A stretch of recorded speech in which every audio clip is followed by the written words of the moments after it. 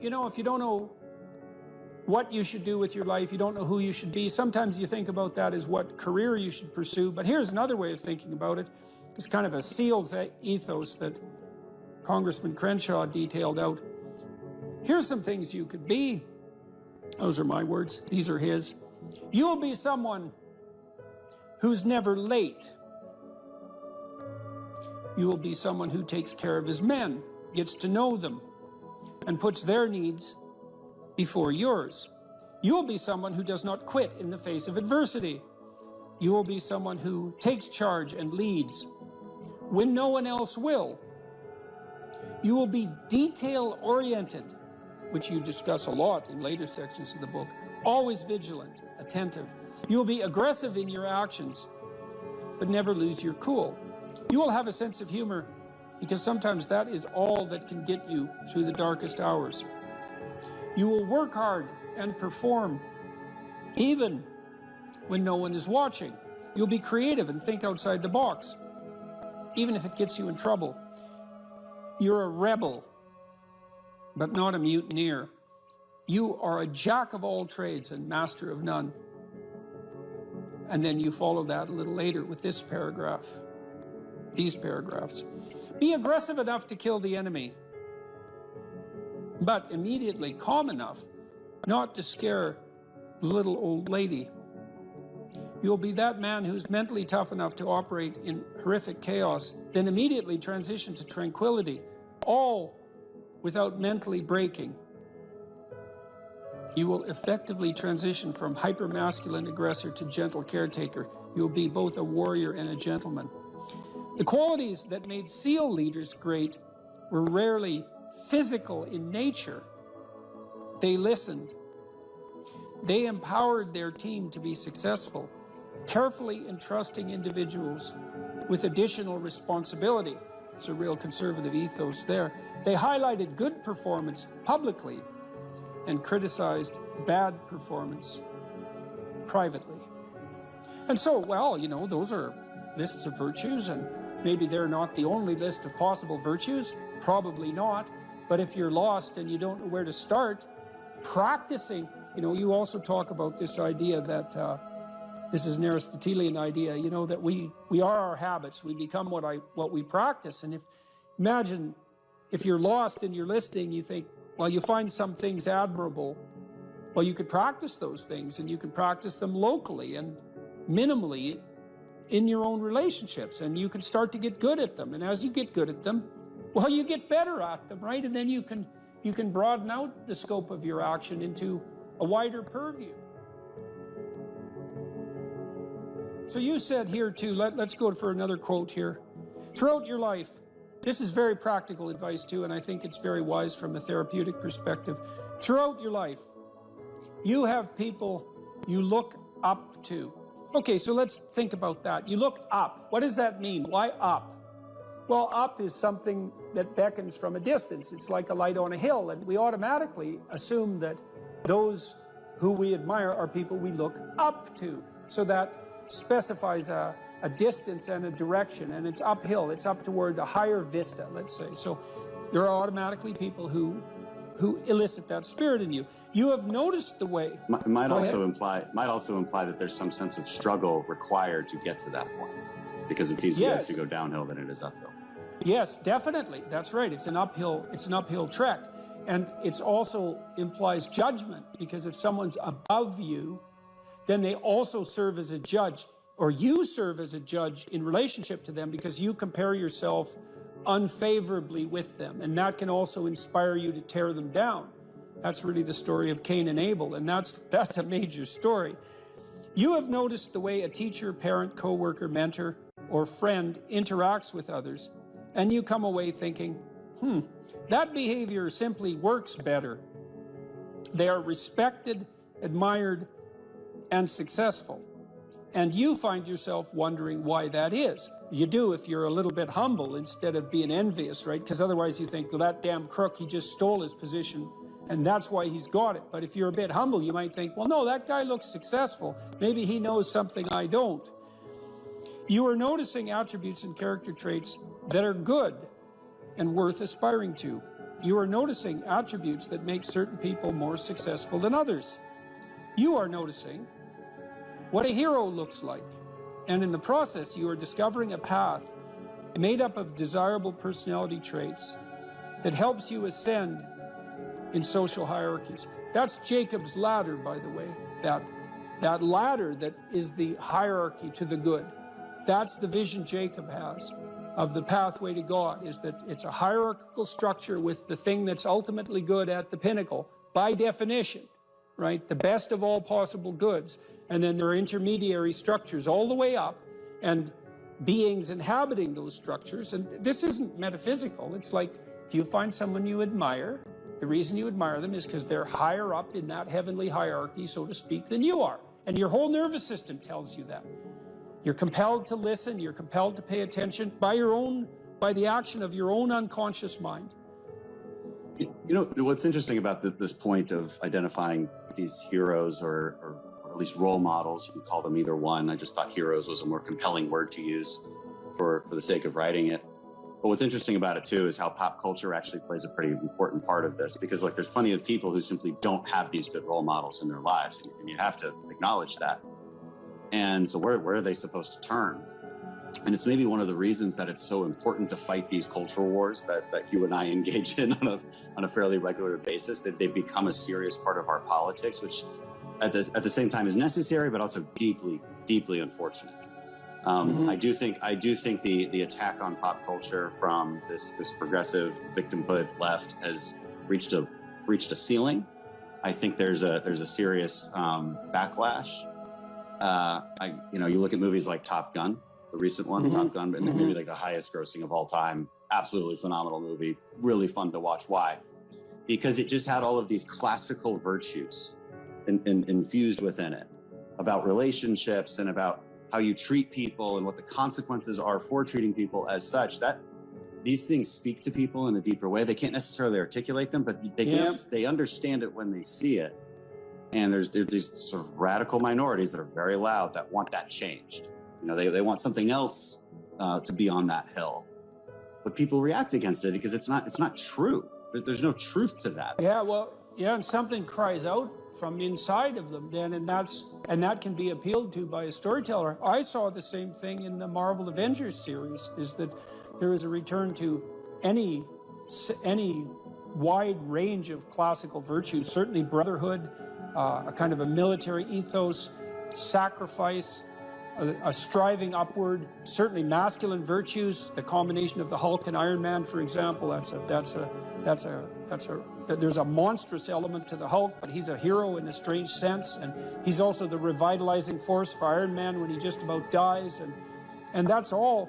The reason those movies were so necessary and so attractive is because they are, in fact, addressing a radical conceptual void in the culture, and it's a void that you're addressing in your book, especially with your appeal, trifold appeal, let's say, to duty, responsibility, and humor at the same time, right? Which is a kind of stoicism in the face of catastrophe.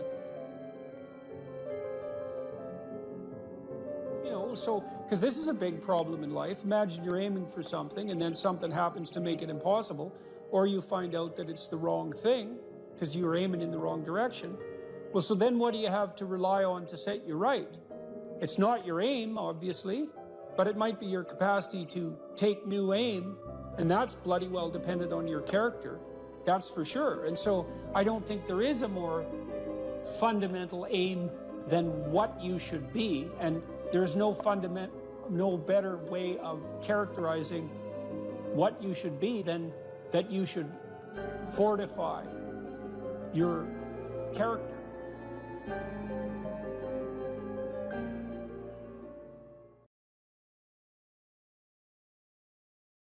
Can you get a job or a career? Can you educate yourself? Can you regulate the draw of temptation, drug and alcohol use in particular, sexual temptation as well? Oh, do you do anything that's remotely resembling civic responsibility? Are you a member of a political party? Do you go to church? I don't go to church because, their beliefs don't match mine. It's like, who the hell cares about your beliefs? You're like 16. You don't even have beliefs. And if you think it's like you're right and the Catholic Church is wrong, Well, good luck with that attitude. And that isn't to say that the church, for example, or a political party doesn't need repair, because all institutions are always falling apart and corrupt. That's a story as old as time. That's the evil uncle. But good, you have something to do. Go fix it up. Definition of man. What am I, a biologist? But as it happens, I am a biologist, so I guess I don't have that excuse. Productive generosity is good. I once read a good description of Christian charity, and it was productivity plus generosity, which I really liked, because the hyper empathic types only concentrate on the generosity end of that. It's like, I'm generous, yeah, but like, do you have any money? No, I'm generous with other people's money. Yeah, well, you're missing half the equation there. And that's really the distinction between conscientiousness and agreeableness from a personality perspective. Those are two cardinal personality traits. And agreeableness, which is basically an empathy dimension, has no correlation whatsoever with success in enterprise, business, creative domains. In fact, among managers, agreeableness looks like it's slightly negatively correlated with success, because hyper-agreeable managers can't say no. They can't discipline their employees. They can't set limits. And they're susceptible to manipulation. So productive generosity is pretty good. There is more to it, obviously, more to being a man than productive generosity. But as a central notion, that's a good one. The productivity requires aim, orientation, responsibility, discipline, all of that willingness to work, that willingness to make sacrifices, which is the hallmark of maturity in the service of a higher goal. And that responsibility, that productive responsibility, should manifest itself in relationship to the individual. So you should be responsible to yourself and your future self, the community of selves that you are across time. And then you should be responsible for and productive for as many people as you can manage. And so that might be, first, your intimate partner, your wife; second, your parents, your siblings, your children, maybe your children primarily, although, there's a trade-off there with your wife. Then your local community, then your broader community. You want to take on all that responsibility if you can, in a sense that's both productive and generous. That gives you something to do. Justify your miserable life to yourself and everyone else. And you need to do that. It orients you solidly in the world if you do that. And it gives you a dragon to fight, a real one. And that's where the gold is. So, as everyone has known forever, and as we continue to remind ourselves, how should you arm yourself? Well, that's kind of what a humanities education teaches you to some degree. Arm yourself with words. Be precise in your language, right? Say what you mean. Read great men and great women. Make yourself literate. Get your tongue in order. Get it under your own control. Get rid of the ums and the likes and the you knows and the pauses. And get rid of everything you say that you only say to impress other people. And just see if you can say what you believe to be true. That's an adventure. That's the thing about the truth, If you aren't speaking the truth, well, you got to ask yourself, if you're not speaking the truth, who is it that's talking? If you're saying something that you do not believe to be true, it's not you talking. It's something else. It might be the part of you that wants to manipulate the other person into delivering what you think you want from them. Well, what is that spirit of manipulation that you've allowed to possess you? It's not you. Let's say you decide to live your whole life in that instrumental manner. You're going to craft your words like the student who says, well, I'm going to write what the professor wants to hear so I get the grade. It's like, well, you just turn yourself into that. Well, who is it that's doing that manipulating? It's not you, because those aren't your words. So even if you get the grade, it's not you that got the grade. It's the false you. It's the manipulative you. So you do that your whole life. You don't have your life. And then you think, well, God, that was a miserable life. I manipulated everybody. They were so damn stupid. They were sucked in by it. They're all contemptible. Everyone does it, which they don't, by the way. And so that's a pathway to bitterness. Partly because if you're a manipulator and you use your language falsely, you don't live your own life. You live the life of whatever possesses you when you think it's you manipulating. And so you live the life of the spirit of manipulation. And there's no difference between that in some fundamental sense and demonic possession. So if that's what you want, go right ahead. But what you miss is the adventure of your own life. Because if you say what you think, this is a really important thing to understand. You have no idea what will happen if all you do is say what you think. Because you have to let go of everything. Just to do that, you have to assume that there isn't anything better that can happen than what happens if you tell the truth, no matter what happens. Because you say, I'll tell the truth and I get in trouble. It's like, well, is that good or bad? Well, it's not so good when it's happening. When you get in trouble, that can be devastating. But in the medium term or the long term, I mean, in my situation, I've gotten in trouble plenty of times for things I've said. And many times I thought, that was fatal. That was the end. I said something or it was misinterpreted. But often I said something that I was going to get taken out. I was going to get canceled. And that was the end of my reputation. And every single time, and I hope partly because I didn't say things that I didn't think were true, every single time it switched around. And so eventually the cancellation attempt not only failed, but massively backfired. But man, living in that gap between when the pressure was on, let's say, and it turned around, that wasn't pleasant. But it's certainly adventurous because you don't know what's going to happen. And maybe that is the adventure of your life, right? Imagine that the world was constituted so that the true adventure of your life emerged as a consequence of truth in speech and action. Because that would be reflective of the real you, so it would be you living. And then imagine that the adventure that would occur if you dwelled in the truth would be so overwhelming that it would justify all the suffering. And I think that's true. The great people I know are brutally truthful to themselves and other people. And they have insanely adventurous lives. And they also get more and more and more competent. I've talked to my daughter a lot about this. My daughter runs my companies.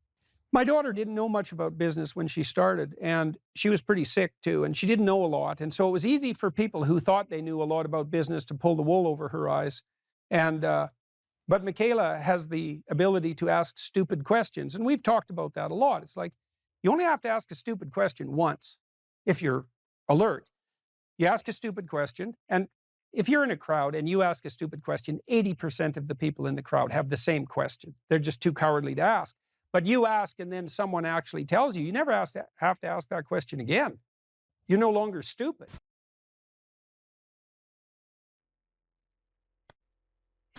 If you could give one advice to us, how we could be able to actually put our opinion out there and to actually make people listen and not to cause some mindless conflict with just yelling, what advice would you give us? Learn to write. I'm dead serious. Like, I'm dead serious about that. Because writing is formalized thinking. And so the way you write is, first of all, you need a problem. Because why write if you don't have a problem? So this is good advice if you're just writing an essay, by the way, from your classes. It's like, pick a bloody problem that you want to write about, because otherwise it's false right from the start. It's up to you to engage with the material until you find something that grips you, that you desire to investigate. Okay, so you need a problem. Well, the next thing you need to do is, you need to have something to say about the problem. So, reading is really good for that. Read as much as you can, get your hands on that addresses the problem. Okay, so now you know a bunch of things, or at least provisionally know them. You at least have access to them. Well, now you start sorting through it. It's like, okay, well, maybe I need to summarize what I've learned, and then I need to iron out the contradictions between what I've learned, and I need to elegantly formulate that, and I need to get my word choice right, and my phrase choice right, and my sentence choice right, and I need to organize the sentences into proper paragraphs, and the paragraphs into proper sequence so that I have a coherent argument. And at the same time, what you're doing is you're integrating your own personality at the highest and most abstract level of organization. and you're sharpening your tools, and you're putting yourself straight because you're learning to think. You learn to do that by writing. And so I would say, pick some hard problems and learn to write very, very carefully. And when I say pay attention to the word, I mean that. Pick the right words. Organize them into the right phrases. Get your sentences straight. Like when I wrote my first book, Maps of Meaning, I believe I wrote every sentence in that book 50 times. 50 variants of every sentence. I'd write it once, I'd write it again, I'd write it again, I'd write it again, and I'd have a little competition. Which sentence is better? Which sentence is better? I pick that sentence. Do the same with the paragraphs. Over many, many years, you hone your words. They're the most powerful thing about you, bar none. If you are an effective writer and speaker and communicator, you have all the authority and competence that there is. And so you're at university. Maybe you're taking a humanities degree. Well, what's the humanities degree for? It's to teach you how to think. You learn to think by writing. Now there's more to read, to speak, and all of that, but the best thing you can do is read and write every day. A couple of hours every day. Write about things you find important and see if you can discover what you believe to be true. And that'll build you a foundation. And it's unbelievably practical. Like if you look at people who are phenomenally successful across life, there's various reasons, but one of them is that they're unbelievably good at articulating what they're aiming at, and strategizing and negotiating and enticing people with a vision forward. It's like, get your words together, man. That makes you unstoppable.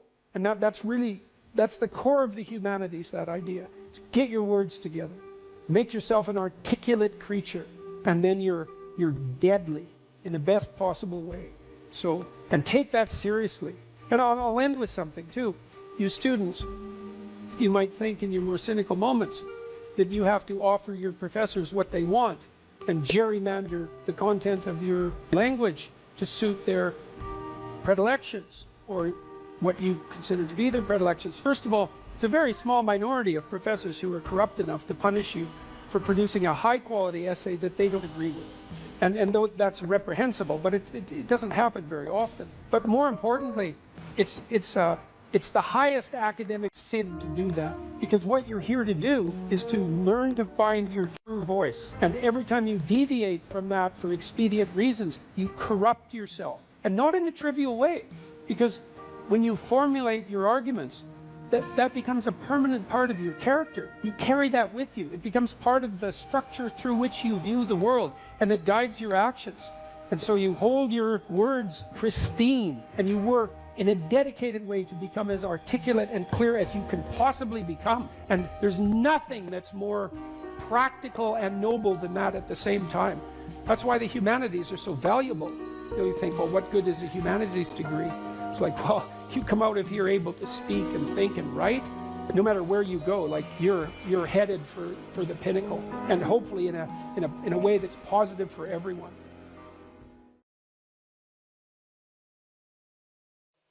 If you were properly oriented in life, if your spirit was in order, you'd aim at the highest thing that you could possibly imagine, and that would point you in the proper direction.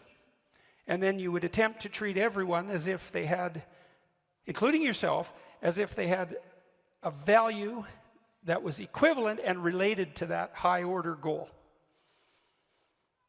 And that's right. Why would you aim at anything other than the highest good you could imagine? It's like, why bother? Almost by definition. If you're going to aim, you might as well aim at what's good. If you're going to aim at what's good, you might as well aim at what's best. And maybe if you aimed at what was best and you managed to progress towards that, it would even be better if you could take everybody along for the ride.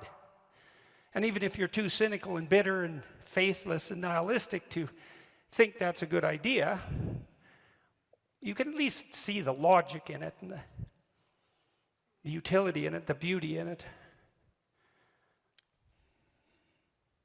I'll give you another example. In the story of Exodus, there's a scene before Moses is called on by God to act as a leader of his people. And it's very interesting because the story lays out how you become a leader, like an actual leader, not a tyrant, not someone who's manipulating, not someone who's out for himself, but an actual leader. And that's a very difficult thing to get right. So in this scene, Moses is out walking along a path and minding his own business, and something sort of glimmers and gleams and glistens in the periphery of his vision, and he takes the time to deviate from his path and to investigate it. Now that's worth thinking about, because it means something like this. You're going about your business, and something captures your attention, something captures your interest. And that's an interesting way of thinking about it too. Something captures your interest. And that's sort of how what's interesting makes itself manifest. You can't exactly choose what you're interested in. It sort of chooses you. And then you can decide whether or not you're going to pursue it or not, or ignore it, and you can decide how seriously you're going to pursue it. But you know perfectly well, you know this from being in school, even if you know you should study for a test, if you're not interested in the subject, it's virtually impossible. You can beat yourself with a stick and you can force yourself to do it, but you're going to fight yourself, and you're probably not going to do that great a job. Depends to some degree on your discipline. Whereas if you're interested in it, it captures your attention, and then you pursue it, it's no problem. You enjoy it, like it engrosses you, and it's much easier to learn and to remember. And that's a real mystery, right? I mean, that's the sort of mystery that if you think about with any degree of seriousness, shows you how the world is constructed in a manner that's unlike what you might think. That things call to you.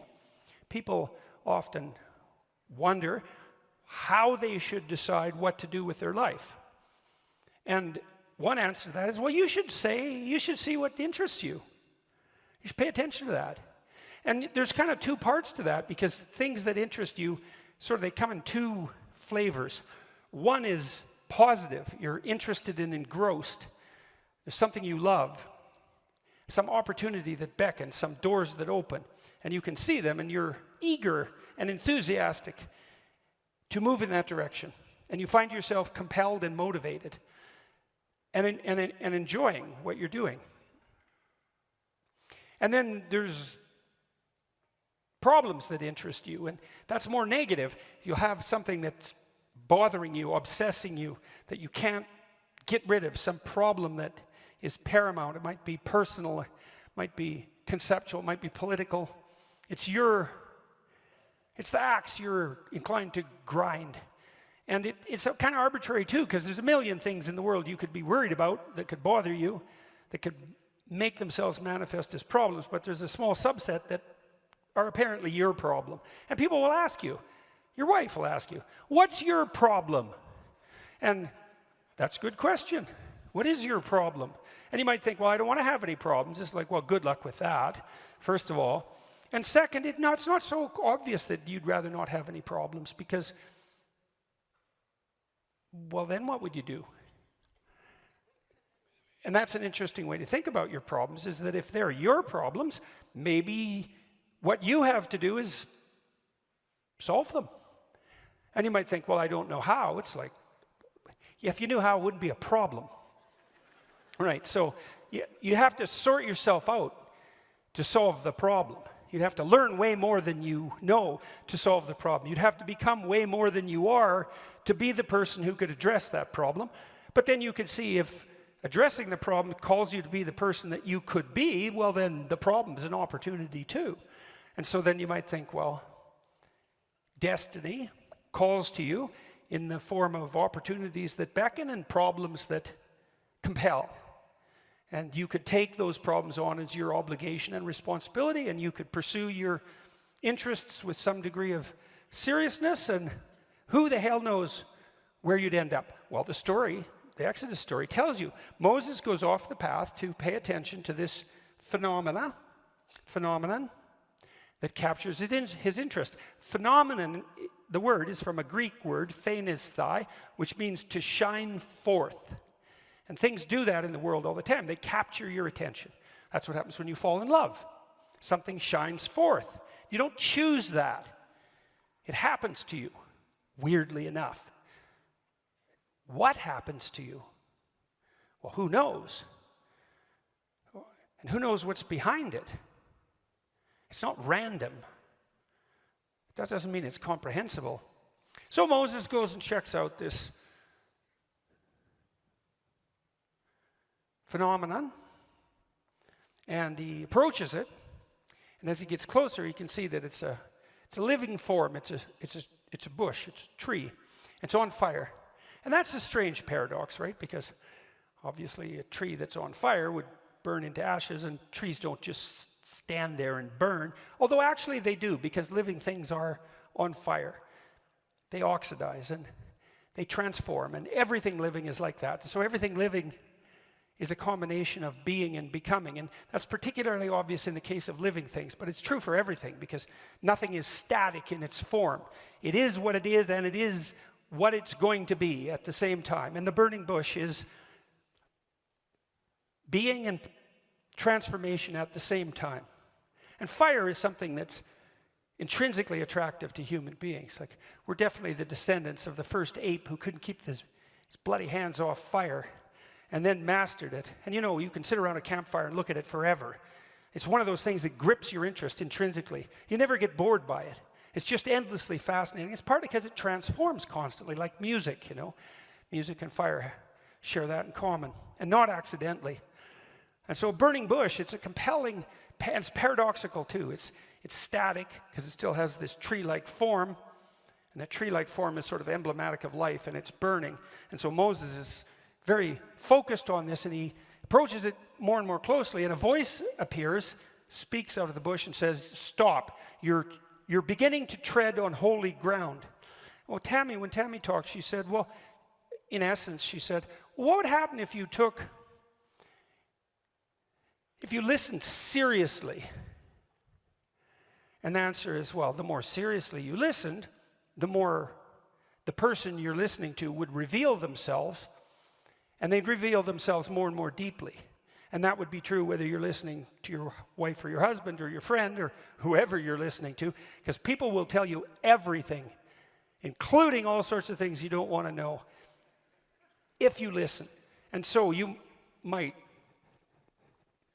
come to understand that if people aren't telling you, then you're not listening. And if the people around you aren't that interesting, it's because you're not listening. If you were listening, they'd be so interesting you wouldn't even want to be anywhere near them. The people are no shortage of interesting, because people are crazy and strange and demented and peculiar, and they're full of twists and tangles and snakes. And if they tell you what they're really up to, man, it's interesting.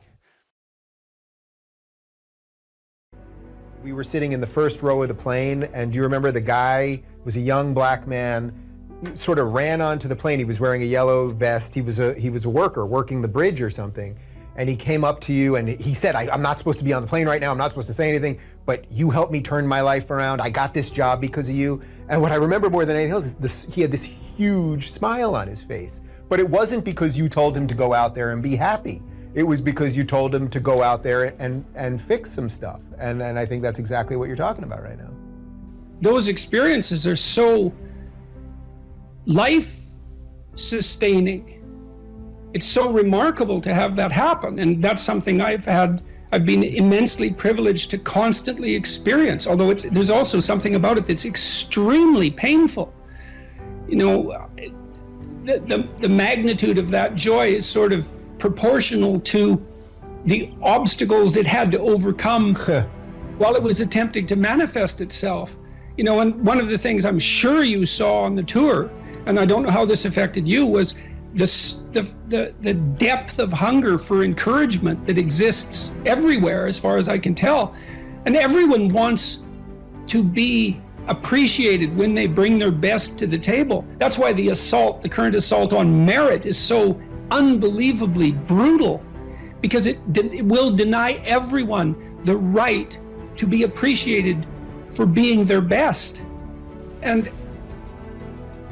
well, you might ask, well, when does the best become your enemy? And that's easy. It's when you flee from it. You cite a tired brain, foggy thinking, as the reason to stop answering questions or giving a talk. How do you combat this while working or writing daily? Well, I eat a big breakfast relatively soon on waking. That really helps. If any of you out there are anxious, and many of you no doubt are, there'll be a large number of you who are anxious and don't eat breakfast. There'll be a whole bunch of you out there who think, well, I don't eat breakfast. It isn't necessary. It's like, that's wrong. It's necessary. You fasted all night. If you load yourself cognitively or physiologically in the morning, your brain, stressed, will encourage your body to produce insulin. It will take all the blood sugar out of your blood, and then you're done for the day. And then you'll be anxious. And a lot of the rest of you too, you'll find if you're anxious, try this. It's really, really interesting experiment. The next time you're anxious, go eat something.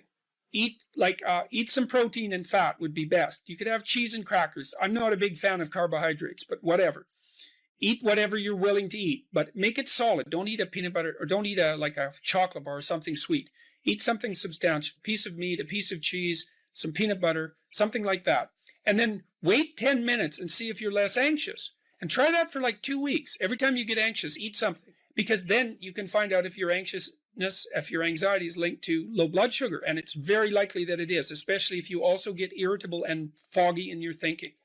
And the best way to treat that, as far as I've been able to tell, and there's a decent literature on this, is to make sure that you eat a big breakfast. And you might say, well, I'm not hungry in the morning. It's like, who the hell cares if you're hungry? I didn't say enjoy your breakfast. I said eat it. That's not the same thing. There's lots of things that you need to do that you don't enjoy to begin with. You'll get hungry in 6 months, and then you'll start to enjoy it. So that's a massive difference. I take small naps quite frequently. If I'm wiped out, I'll go have a nap for 10 minutes or 15 minutes. And then that helps quite a lot. I try to wake up on a fairly regular schedule. That's another thing I would really recommend for people whose lives are in disarray and who are anxious. Try to fix your wake time. Going when you sleep, that's not so important. So you can still, stay up late and have fun and all that. But getting up in the morning is really helpful. So, and you also have to figure out how much you can work or write. I can't write for more than about my sustainable maximum for writing is 3 hours a day. And if I push it past that, then, especially if I'm editing, I make mistakes when I'm editing, so that's counterproductive, and I can't sustain it across time. And so I don't really think you can do more than about 3 hours of extremely intense intellectual work a day. Although if you have a nap, you can stretch that, but I think at least I end up paying for it across time. So nap, make sure you eat, and make sure that you get enough sleep. So that's how I combat it and try to make myself hyper efficient.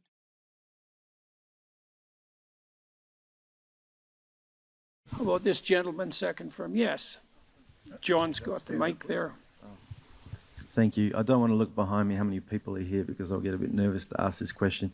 Also, this may not apply to many, so I expect your answer might be a bit short. I'm a vet and currently serving police officer in WA, and I've got PTSD, and I'm at the Marion Centre, which is a mental place, and they let me out today. Oh, yeah? Legally. I just wanted to ask you, how do I move from day-to-day hedonism and ideations and risk the hope and cautious optimism of a long-term life with the conditions I currently have, or for anybody who might be having complex PTSD and living day-to-day? Well, I mentioned this program that I have online, this self-authoring program. One thing you might try doing it. So so it's got 3 parts. The first part is a guided autobiography. And what it asks you to do is break your life down into 7 epochs and 7 stages. Sometimes people do that by relationship or by year or by occupation, however you choose. And then to detail out the most significant emotional events of your life, especially those that still hold some emotional valence. And that would help, Because what happens with PTSD, in some sense, is that the narrative through which you see the world fractures. And because it fractures, your perceptions and your consequent emotional responses become chaotic. And that chaos produces a stress response, a chronic stress response. And so what you need to do to recover from PTSD is to knit the story back together. And I had a client who had PTSD, very seriously affected. She was only 17, and she was so fractured that she was diagnosed with severe schizophrenia. And when I first saw her, she could barely talk, and she could barely focus her eyes, and she would move her hands up and down, and I like she was grasping for something. And I asked her why, and she said that she could see lines in front of her and that she was trying to interact with them. I mean, when your perceptions are fractured, you're in pretty rough shape. And it turned out that she had been terribly bullied by a boy whose amorous advances she had rejected, and he set out to make her life hell, and certainly succeeded. And I had her walk through this past authoring program in the course of therapy. And she could hardly write to begin with. And we went through her life right from the beginning. And as we went through it, she got more and more coherent. And by the time we had brought her up to date, including walking through this catastrophic bout of bullying and the school's absolute inability to do anything about it, she had glued herself back together. So the other thing I would carefully recommend, especially if what traumatized you happened more than 18 months ago, is that you spend some time either writing about it, or another thing to try is just before you go to sleep, bring the memory to mind, and not enough to push you farther than you want to go, but as vividly as you can, and then let it go. Like, don't push yourself harder than you can. You'll see, you want to initiate a process of active engagement with the dragon that burned you, fundamentally. The psychophysiological pattern of active engagement is the opposite to the psychophysiological pattern of involuntary stress. And so if you can practice embodying that voluntary confrontation, then that stance can come to dominate. And that's the stance you want to dominate, because that moves you forward voluntarily into the world. And so, and that, in all probability, that will work. So I had this is a friend of mine. He had PTSD, and he had been brutalized in a Canadian residential school when he was a kid, and it was bloody rough, like Auschwitz level rough. It was really bad. You can't listen to his story without it like breaking down, it's bad. And he told me that he hadn't looked in a mirror for 40 years. He was unable to face himself, And he also told me that when he dreamed, he was still 8 years old in his dreams, same age he was when the cataclysm occurred. And that he had started to become aware that he was stuck in his dream. He's kind of a visionary guy. He's an artist, this guy. And so I suggested that he spend a little bit of time in front of the mirror each night before he went to bed, just taking a glance at himself. Because he had not looked at himself for so long, he didn't even know how old he was. So what happened in his dreams, this was so cool, he started to age in his dreams. So instead of being stuck at 8, then he was 10, and then he was 12, and eventually, he did this for a number of months, eventually he got as old in his dreams as he was in real life. And what that meant, like, imagine your dream image it's the representation of yourself in imagination. And if it's stuck 50 years in the past, then your self-concept is in some sense hasn't been updated for that period of time. Just that process of voluntary engagement, which was him being willing to look at himself in the mirror, despite his shame, his deep shame at what had happened to him, that was enough to pull him back together. So that should work. That should work, you know. The other thing with PTSD, it's also very useful to develop something approximating a sophisticated philosophy of good and evil, because people generally have PTSD because they've been struck by something malevolent. And so it's not just tragedy, there's malevolence in it. Reading, there's a couple of books I'd recommend. One is called Ordinary Men. It's about a police battalion in Germany who was trained to do heinous things in World War II. It's a great book, Ordinary Men. It's a great book. And another one I would recommend is called The Rape of Nanking. And these are rough books, man. The woman who wrote The Rape of Nanking, she committed suicide. It's a rough book. But the utility of the books is that they universalize malevolence. So almost everybody who's traumatized has been either touched by their own malevolence or by witnessing it or being subject to it at the hands of someone else. And one of the consequences of that is that if you don't have an advanced philosophy of good and evil, you have no place to put the contact with malevolence. Part of the utility of the doctrine of original sin was the universalization of malevolence. So, you know, you might say, and it's true, that there's a little bit of Hitler in all of us, and there's a little more than a little bit, you can be sure of that. And that's a pretty cataclysmic realization. And you might say, well, how can you bear that self-understanding or the revelation of that kind of malevolence in the world? And the answer is, in part, by understanding it as part of the eternal conditions of existence. You know, the idea that the state, the sovereign of the state has an evil uncle, that's an idea as old as time. So for the Egyptians, that was Set. And the sun sets, by the way, because the spirit of Set is what devours the sun at night. And Set is the root word for Satan. And so even the ancient Egyptians knew that malevolence that it was worthwhile contemplating the existence of malevolence as an independent spirit. And that allows you to take responsibility in some sense for the existence of malevolence in your own life, but it also universalizes it so that it's not exactly about you, right? It's more a reflection of the structure of existence as such. And that can allow you to detach yourself from it a little bit, and that can be extremely useful too. What could you do to improve yourself? Well, let's step one step backwards. The first question might be, why should you even bother improving yourself?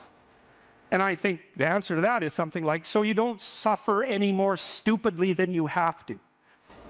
Accept responsibility for the catastrophe of your life. And that way you transcend it. And there's an unbelievably hopeful message in there. And the message is, you're actually strong enough to do that. You just don't know it. And you won't find out till you do it. You can't find out till you do it. But if you did it, you'd find out that it was true. Bargain with the future. Wow, that's just, what an idea that is. You know, it's so unlikely. It's a massive risk. It's the ultimate in risks, right? You have to be willing to lose your life in order to find it. What you're willing to forego today's pleasure for tomorrow's advantage. And that's what sacrifice is. And I would say, start where you can start. You know, if something announces itself to you as in need of repair, that you could repair, then, hey, fix it. You fix 100 things like that, your life will be a lot different. If I wanted to spend 10 minutes making this room better, what would I have to do? And you have to ask yourself that, right? It's not a command, it's like a genuine question. And things will pop out in the room that you know, there's a stack of papers over there that's kind of bugging you, and you know that maybe a little order there would be a good thing. There's some rubbish behind your computer monitor that you haven't attended to for like 6 months, and the room would be slightly better if it was a little less dusty and the cables weren't all tangled up the same way. And if you allow yourself just to consider the expanse in which you exist at that moment, there'll be all sorts of things that'll pop out in it that you could just fix. So life is brutal, and what you have to set against that is possibility. So I would say if you're 16 and your life isn't so happy, it's like, look around and see if there are opportunities that people are granting you even imperfect opportunities, because they're going to be imperfect, that you could exploit in the proper way and learn and grow. But the fundamental lesson, the more fundamental lesson that's underneath that is don't let what you are stop you from being what you could be. So imagine that there's you and there's the potential inside you, whatever that is. You know? And potential is an interesting idea because it represents something that isn't yet real, yet we act like it's real. And that potential is partly what you could be if you interacted with the world in a manner that would gain you the most information. You take yourself and you put yourself in a new environment. New genes turn on in your nervous system. They encode for new proteins.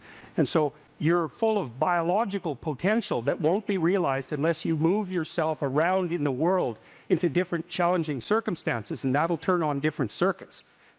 Now, I often tell people too, fix the things you repeat every day, because people tend to think of those as trivial. You get up, you brush your teeth, you have your breakfast, you have your routines that you go through every day. Well, those probably constitute 50% of your life. And people think, well, they're mundane, I don't need to pay attention to them. It's like, no, that's exactly wrong. The things you do every day, those are the most important things you do. Hands down. All you have to do is do the arithmetic. You figure it out right away. So 100 adjustments to your broader domain of being, and there's a lot less rubbish around and a lot fewer traps for you to step into.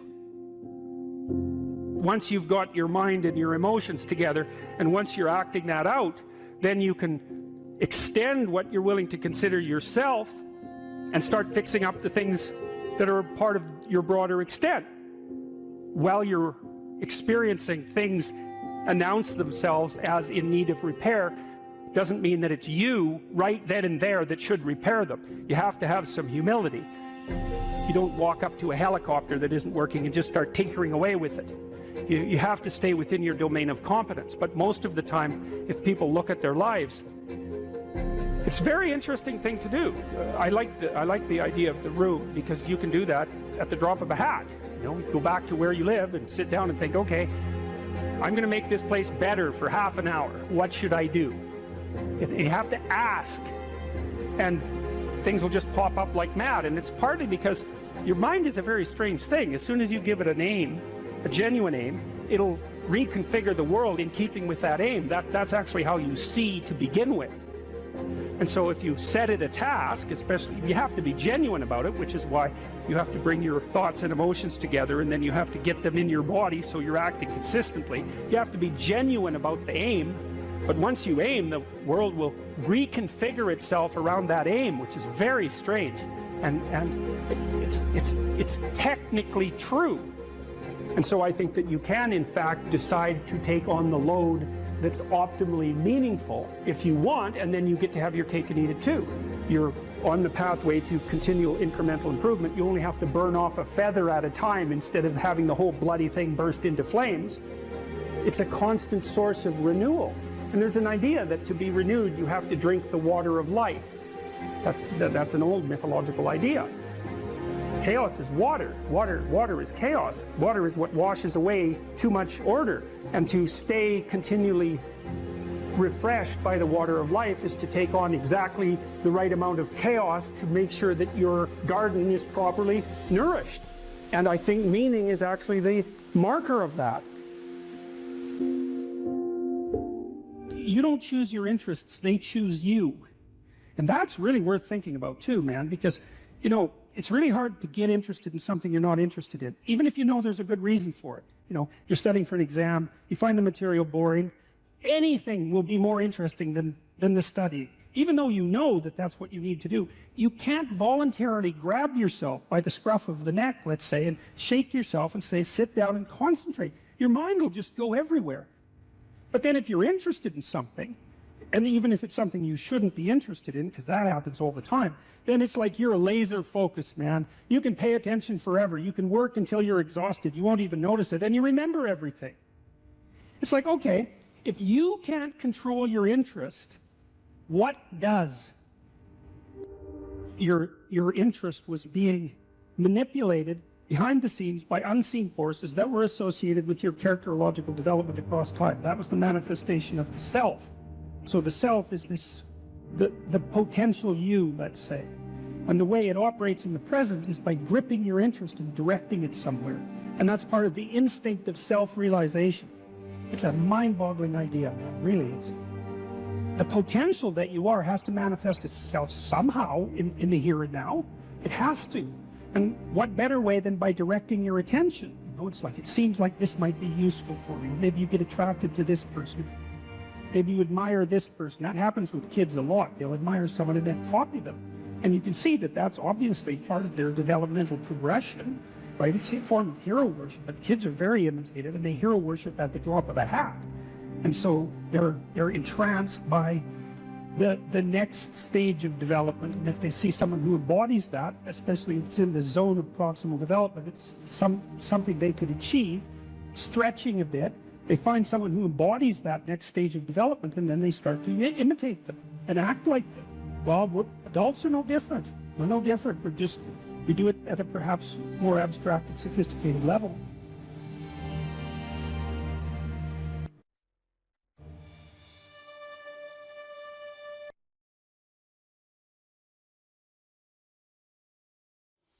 I called the course Personality and Its Transformations, and I think you could think about that as a restatement of the idea of being and becoming.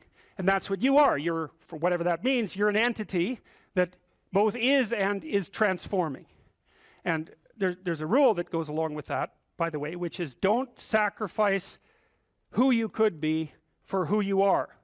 Which means if you have to choose to transform in a positive direction or maintain your current position, then it's better to transform in a positive direction. So you might even think of that as the core of your being. That's a Piagetian idea. It's a Jungian idea as well. Who are you? You're the thing that transforms who you are. Now, you're also who you are, but on top of that, you're the thing that transforms who you are. And I do think that that's not an arbitrary statement. You know, one of the things that modern universities do dreadfully now is convince their students that value structures are relative, and that's a big mistake. There's a lot of things wrong with that idea, and one of the things that's wrong with that idea is that doesn't include what I just mentioned, which is that's a good moral rule, is you are the thing that is and you're the thing that becomes, and you should put the thing that becomes at a higher place than the thing that is. That means you also have to allow yourself to shake off those things about you that you might be pathologically attached to, habits and people, for that matter, ways of thinking, all of those things. You have to allow yourself to shake those off, and that's more like a burning. That's why the phoenix is the symbol that it is, right? It's old and it deteriorates, it bursts into flame, and then it's reborn. It's like, well, do you want to be reborn? It's like, well, that's not the question. The question is, do you want to burst into flame? And the answer to that generally is no, but that's the wrong answer. The right answer is you let all that nonsense burn away. And you know, and you might say, well, I don't know what I should leave behind. And the answer to that is, that's a lie. You know some of the things that you should leave behind. All you have to do is ask yourself. You'll come up with a list instantly of 100 stupid things that you're doing that you know you could stop doing. Some of them maybe you don't know you could stop doing. It's like, well, fine, leave those alone for now. But there's a bunch of things you perfectly know well that you could stop doing that would improve your life. And so do that, see what happens. That's a good idea. All right, so it's personality and its transformations, because partly I wanted to talk to you about what you are as a human being and also as an individual, but also what you could become. And that's actually a crucial question in the domains of clinical psychology in particular, because a lot of what you're doing with people as a clinician is trying to figure out who they could become. That's right, you have a problem, your life isn't what it could be. It's like, fine, let's see what it could be like if we changed it. We'll figure out how to change it. That's got to be a negotiated dialogue, right? Because like, I don't know what the hell you should do with your life. I can help you figure it out, maybe we can talk about it, but you are the person who has to decide if the things that you're aiming for, you know, get you out of bed in the morning, because that's at least one of the crucial issues. So you got to specify the goal, and then you got to specify the transformation processes and start practicing them. And you have to understand that you're going to be bad at it, but it doesn't matter, because bad's fine. Persistent is what you need to be. If you persist with tiny improvements, if you persist, you win. So okay, so in a broader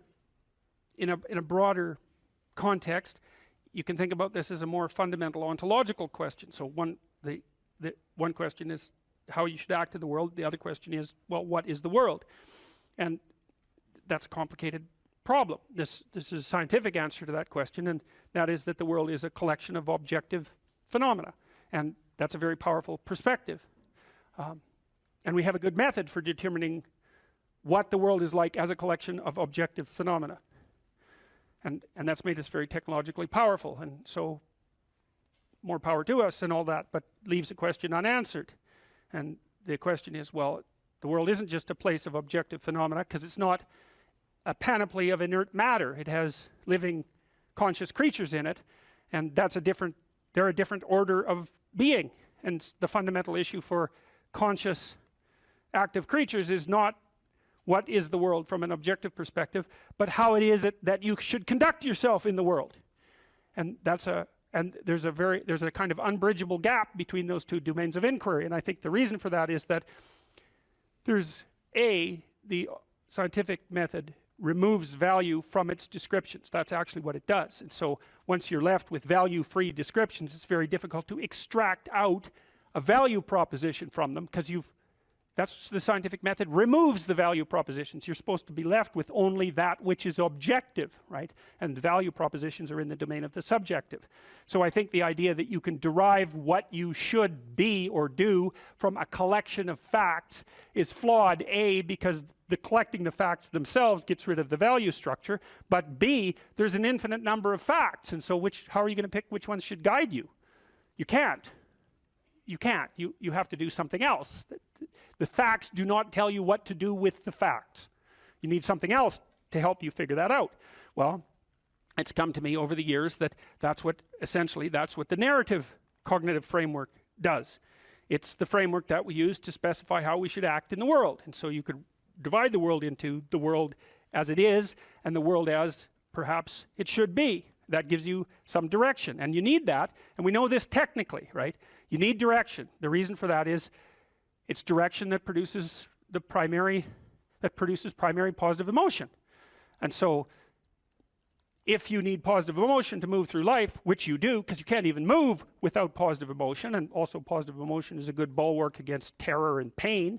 If you need those things, then you need direction, you need a goal, you need a value structure. So that doesn't seem particularly disputable to me. You could still say, well, what value structure? It's like, okay, fine, that's a good question. But I've thought a lot about that too. So if we're going to adopt a value structure, there's a couple of rules that go along with it. And this is why the bloody postmodernists are wrong, as far as I can tell, is A, it can't just be my value structure, because I'm stuck with you. And we're both stuck with all these other people.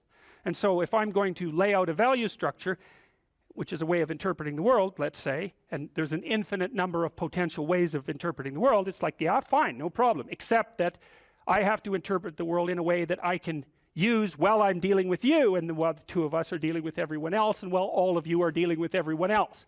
And so that's the Piagetian game proposition. If you want to be a popular kid on the playground, you better play games that other people want to play.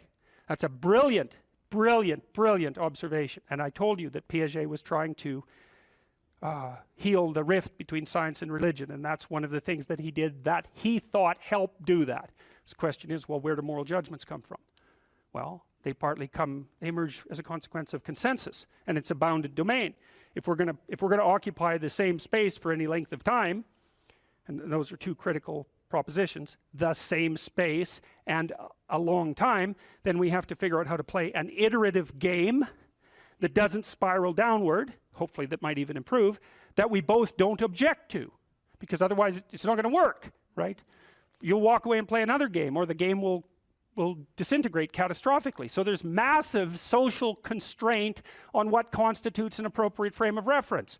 So much for the relativist argument. And then there's another issue that's equally relevant, and it's associated with the idea of objective reality to some degree, but that's not exactly correct, because it's not exactly objective reality. Let's say that you and I decide to occupy the same place for some substantial amount of time, and we figured out how to solve the problem of being together. But you and I still have to figure out how to solve the problem of being together in a manner that doesn't make the world object too much, And it isn't just other people, although that's a huge part of the world. You want them to not object. You may even want them to support you. That would even be better. But you also have to deal with the tendency of matter to object. Because so your mode of being in the world, your interpretive framework, as a description of how you should act, is actually the laying out of a strategy that will produce the ends that it predicts, which are the things that you want.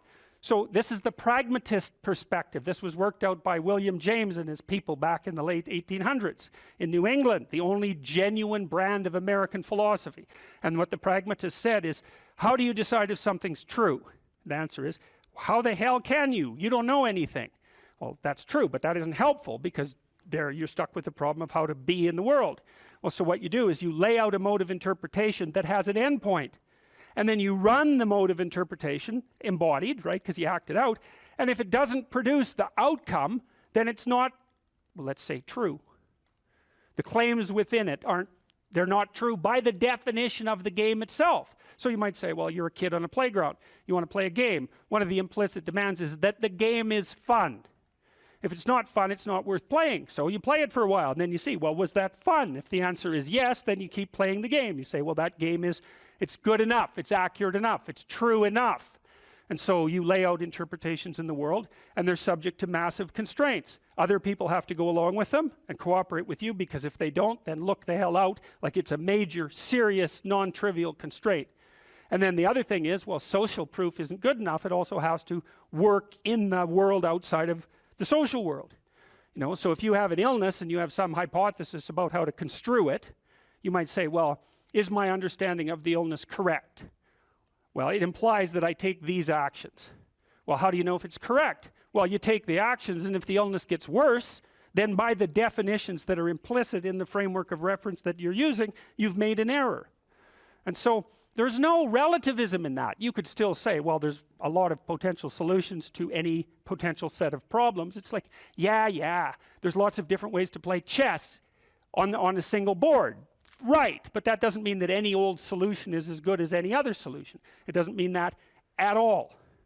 So, okay, so then we're looking at things two ways. We're trying to figure out, well, how does the world present itself, and then how is it that you should act in it? And so, well, there's other constraints on the mechanisms of interpretation that you place in the world. So we could say, well, you're constrained in your interpretations by the constraints that other people place on you. But there's internal constraints as well. We talked about those mostly from a biological perspective, because you could also regard yourself in some sense as a loose internal society. And that's sort of a psychoanalytic dictum, right? You're a collection of sub-personalities, or you could say you're a collection of sub-routines. I don't care how you formulate it, but you're a unity, but you're a unity that brings together a plurality of subcomponents. And part of the constraints on how it is that you lay out your interpretation of the world is that you have to satisfy those internal subsystems, right? So you're the ego, but it's more like you're the captain of a ship full of people who are rowing. You got to keep the people rowing. You're not tyrant. You're not omnipotent tyrant of your own destiny. You're constrained by the nature of your own being. And so you have to provide yourself with food, and you have to provide yourself with shelter, and you have to provide yourself with water, and all of these things. And those are demands that are laid on you by the nature of your internal processes. And of course, how they lay themselves out as demands and what the appropriate solutions to that is, to those problems are, is debatable infinitely. But you can see the constraints stack up. You have to satisfy your internal constraints. So they have to be brought into a unity. That seems to happen, at least in part, between the ages of 2 and something like between the ages of birth and 4 years old, maybe even 2 years old. You bring yourself together into something that's sort of functioning as a unity. Then you have to turn that unity into a unity that can function in the social world with increasing breadth. And that unity in the social world has to be a unity that can function inside the natural world. It's something like that. So you're stacking up these games into a hierarchy of increasing complexity. And one of the questions that emerges from that is, well, what should be at the top of the hierarchy? If it's a hierarchical structure, it has to be a hierarchical structure because some things have to be worth doing more than others, or you can't act, which is another thing I really don't like about the postmodernist ethos, because It claims that value structures are there to eliminate, to exclude and oppress, and never once notices that, well, yeah, fair enough, but value structures are also there so that you know which way to walk, because you can't figure out which way to walk without saying that that direction is preferable to that direction. So you're stuck with the damn things. And they do exclude. Obviously, category structures exclude. The question is, if you're going to have a value structure, how is it that it should be constituted? Well, I already described some of the constraints. Like if your value structure is perfectly functioning except that you don't get enough to eat, that turns out actually to be a fatal problem, right? And it might be, you can run into all sorts of fatal problems. You're too lonesome. Well, it means let's say that your value structure is too narcissistic. There's lots of reasons to be lonesome, but that might be one of them. Or you're too timid or something like that. Like you're going to be informed by your own internal biological mechanisms when the value structure that you're laying out in the world is insufficient to keep itself propagating across time. And some of that's just you, and some of that's other people, and some of that's the natural world. Constraints galore. And so in the face of all those constraints, it's absolutely unreasonable to say any old solution goes. Just try it. Generate a random solution. Run it as a simulation in the world. And see how many slings and arrows come your way. There'll be plenty. And you might say, well, I don't care about slings and arrows. It's like, yeah, no. That's a claim you don't get to make. So, okay, so you're being informed internally as to the nature of your value structure. You have to specify where you are. You have to specify where you're going. You have to integrate all your underlying biological mechanisms into that schema. It's something I think that's actually kind of weak about the Piagetian ideas, because Piaget, I'm a great fan of Piaget, but Piaget tended to think that the child came into the world with nothing but a set of reflexes. I mean, that's his technical claim, and that you bootstrap off those reflexes, and I think it underestimates the degree to which the child comes into the world as an already prepared unit.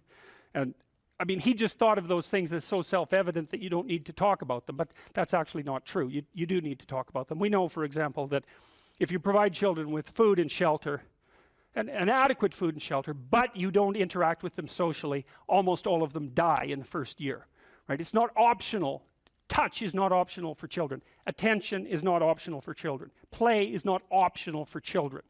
So it isn't just like, well, the child comes into the world with a set of reflexes and can adapt to any old environment. It's like, no, the environment has to be structured in a certain way or the child will die. And it's very interesting when it comes to things like play and touch, because you wouldn't think of those as fundamental necessities, right? But it turns out that they are. If you deprive a child badly enough of play and touch in the first 3 years of their life, even if they survive, what comes out at the end of that is often something that's like barely recognizable as a functional human being and cannot be repaired after that point. And that experiment was done with Romanian orphans back in the 90s. So it was an ugly situation, to say the least. Okay, so now you take these underlying biological systems and maybe they aggregate themselves into something that vaguely looks like your temperament, your 5 temperamental dimensions. So maybe if you're an extrovert, you're dominated by the dopaminergic system, just like you are if you're high in openness. And if you're high in neuroticism, it's mostly that you're dominated by anxiety systems and systems that mediate emotional pain. And if you're agreeable, you're dominated by the function of the underlying maternal/care affiliation systems. But so you could say, well, you've got a multitude of fundamental biological predispositions that manifest themselves as implicit stories, something like that, and they organize themselves into the primary temperaments, and the primary temperaments are biasing factors that determine in part the nature of the interpretive structure that you're going to lay out in the world. It's not entirely determined by your temperament. We know that personality is only predicting something like, let's say, 10% of the variance in most complex social outcomes. And the other elements are, well, temperamental as you might be, you still have to get along with other people and the world. So you come in with these internal biases, but they still have to be modified extensively by your social and your natural surround. Okay, and then you develop your routines from the bottom up, as Piaget pointed out, and sometimes from the top down, because now and then you can think yourself into a radical transformation. But mostly what you're doing is building the micro units of your interpretive schemas and your behaviors and aggregating them into higher order structures that you can then tag with higher order abstractions. And we talked about that. You can't tell a 3-year-old to clean up his room. And the reason for that is those are empty boxes as far as the kid's concerned. Clean, he might have room, he might have that. Clean, he doesn't have. He might have pick up the teddy bear and put it in that space, right? So that's one of these little micro routines. And maybe you say, you put 20 of those micro routines together, and now you can say, clean up your room. And basically what you're saying is, implement the 10 micro routines that you've learned. And so a well-functioning personality has all the micro routines in place. That's actually something that you help people with if you're a behavioral therapist, because one of the things you assume if you're a behavioral therapist is that sometimes the reason people aren't doing things is because they don't know how. You know, sometimes maybe the person's depressed but potentially high functioning. They got all the damn micro routines. They're well socialized. They're just dormant. You got to get them awake again and implementing them. But sometimes you get someone in your practice, say, who's just been neglected like you cannot believe, right? The parents never paid any attention to them, or maybe just punished them every time they did something good. That's really fun. And then, you know, they didn't make friends, and so they're really, really vague and poorly articulated. And so then what you do is you work at the bottom of the micro routines and get them to practice building up all these little attributes that they didn't build up. And you know, one of the things you can think about in terms of character development is, so now maybe you understand something about your own personality. You might say, well, what could you do to improve your personality? And the answer is, develop some of the micro routines on the other side of the personality distribution. So if you're disagreeable as hell, maybe you could start learning how to do nice things for people. And that actually works, by the way. So if you take disagreeable people who are depressed and you get them doing nice things for other people, their depression tends to lift. But then by the same token, if you're agreeable, then you should practice doing some things for yourself and being more tough-minded in your negotiations. And so you can sort of place yourself on the personality trait distribution. You know, you're extroverted. It's like, okay, man, learn to spend some time with yourself, right? You're low in openness. Well, try reading a book that's outside of your, you know, your sphere of interest now and then. If you're conscientious, well, you should probably learn how to relax occasionally, and so forth. So you can, I think partly what you're doing as you're developing your personality is not moving the mean much, the average, where, you know, where you're located, but you're extending the standard deviation so that you're a bigger bag of tricks than you were before. And I think you can practice that consciously. It's like, you're hyper orderly. It's, well, get a dog, you know. Dogs are messy, horrible things, you know. It's just what you need if you're hyper orderly, because they're going to leave hair everywhere and force you to live with it. The hallmark of true sovereignty is the willingness of the elite, let's say the talented, the productive, the blessed, the gifted, to justify the unequal division of talent by serving to ameliorate the catastrophic suffering of the dispossessed. Now, Nietzsche warned about that, right? He thought that Christianity would devolve in some sense into the woke nightmare that it has devolved into. But I think he failed to give the devil his entire due. And the notion that the highest is the highest because it voluntarily serves the lowest, that's a deadly idea. And I don't think it's an ideological idea at all. I think it's an idea that removes the paradox of human existence. And so there's that, but then there's another insistence in both Judaism and Christianity, and I'm not saying it's limited to those doctrines, by the way, that the way to deal with suffering is not to avoid it or to circumvent it with a shallow hedonism, but to face it intensely, head-on, and voluntarily in its full manifestation. And so one of the things I've realized about the Passion story, which Jung regarded as an archetypal tragedy, and in some sense a limit case, right? A story so tragic that you cannot write a more tragic story. Right. Is that it drags the observer, and so that's all of us in Christendom, through the entire catastrophe of human existence, right? So it confronts you with the mob that's after you, that you are also part of. It confronts you with moral relativism in the shape of Pontius Pilate. It confronts you with the oppression of the totalitarian state of foreigners, let's say, in the guise of Rome. It confronts you with the betrayal of your best friend. It confronts you with the willingness of the crowd to punish the virtuous and free the criminal. And that's the story of Barabbas and Christ. And Pajot told me the other day, Jonathan Pajot, that an alternative name for Barabbas was Jesus. And that what the crowd did was pick the political revolutionary over the spiritual leader. And that's perfect. And then it confronts you with the reality that we all face our own mortality, and too early.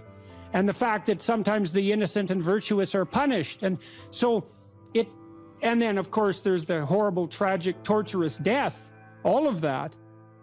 And that's all signified by the image of the crucifix and what we're doing to ourselves, even though we don't know it. I'm speaking mostly psychologically, although somewhat theologically, is that we're exposing ourselves to the ultimate catastrophe of human existence, while simultaneously manifesting the faith that if we face that unflinchingly, that will resurrect us instead of killing us.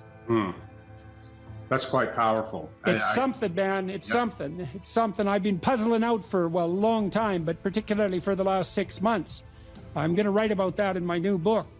And when I talk to my audiences about that, you know, and I would especially say this has an impact, again, on demoralized young men, and say, look, we don't know the limits to the expansion of your personality if you're willing to face things without deception. And that's a variant of that radical honesty we were already talking about. Don't live by lies. Well, life is rife with injustice, atrocity, and suffering. And so what do you do with that? Do you avoid it? There's good physiological evidence, by the way, that if you take two groups of people and you subject one group to a stressor involuntarily, and you get the other group to take on the stressor voluntarily, that the pattern of psychophysiological response is entirely different. It's entirely different emotionally, motivationally, and in terms of the damage it does. And so the involuntary imposition of a threat is stressful and damaging, but the voluntary acceptance of a threat is invigorating and revivifying. Now, it would be nice if we could be optimistic, and I think, again, the problem with being optimistic is that it's naive. So then the question is there an optimism that's not naive? And I think there is. And the optimism that's not naive is in just a visualization of how strong people can be. So one of the things that I tell people, I've told my students in my class, in Maps of Meaning, here's a goal. You want to be the person at the funeral of your father that everyone can rely on. How would that be? You want to be the person who's broken and useless and adding to the misery in the corner. And look, I'm not making light of people's grief. You know, I understand grief. But who do you want to be when there's a crisis? Right? Do you want to be the person that everyone can turn to for strength? It's like, why the hell not? Why not that as a goal?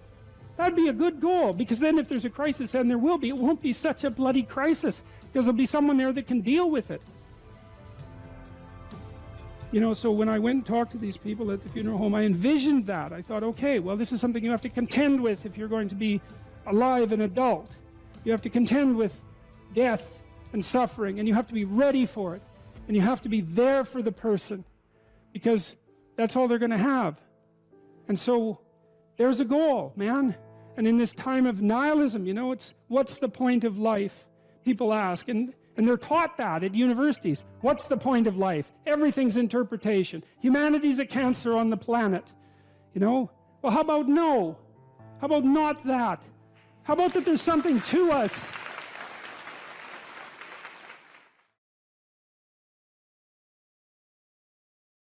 If you're going to be a fighter, you have to want to win. And you have to want to hurt people. I mean, not for the sake of hurting them. That's what makes you different than an evil person. But you have to have that capacity. You have to develop that. And, you know, that's the step on the way to enlightenment, weirdly enough, because that isn't what people think. People have been fed this diet of pablum, rights and impulsive freedom, for so long. There's just an absolute starvation for the other side of the story. There are no rights, technically speaking, without responsibilities. And all we've had for 60 years is a dialogue about rights. Well, that leaves a hole on the other side of the story. And it's a hole that's in people's hearts, essentially. Because responsibility, well, perhaps that's not more important than rights. Like I said, they're part and parcel of the same formula. But it's in responsibility that most people find the meaning that sustains them through life. It's not in happiness. It's not an impulsive pleasure. Those things blow away at the first ill wind. But to adopt the responsibility for your own well-being and to try to put your family together and to try to serve your community and to try to seek for eternal truths and to live them, that's the sort of thing that can ground you in your life enough so that you can withstand the difficulty of life. And when you tell people that, especially when you include yourself in the audience, let's say, and you're not finger waving from above, then everyone knows that it's true. There's been this attempt to identify masculine competence and power, let's say, but mostly competence with tyranny, and that's very, very hard on young men. It's also hard on young women, for that matter, but it's very helpful for people to hear that they should make themselves competent and dangerous and take their proper place in the world, because it's the alternative to being weak. And weak is not good. The people who shoot up the high schools, they're weak. They're weak. And life is a very difficult process, and you're not prepared for it unless you have the capacity to be dangerous. That doesn't mean that you should be cruel. It doesn't mean any of that. There's a statement in the New Testament, the meek shall inherit the earth. But the meek isn't well translated. It means something more like, those who have swords and know how to use them but keep them sheathed will inherit the world. That's a way better way of thinking about it. You have to be powerful and formidable and then peaceful, in that order, right? And that's not the same as being naive and weak and harmless, which is what young men are being encouraged to be. It's like, that's a very bad idea. It's a very bad idea, because naive, weak, and harmless means that you can't withstand the tragedies of life. You can't bear any responsibility. You'll end up bitter. And when you get bitter, then you get dangerous. You don't treat adult men as if they're infants.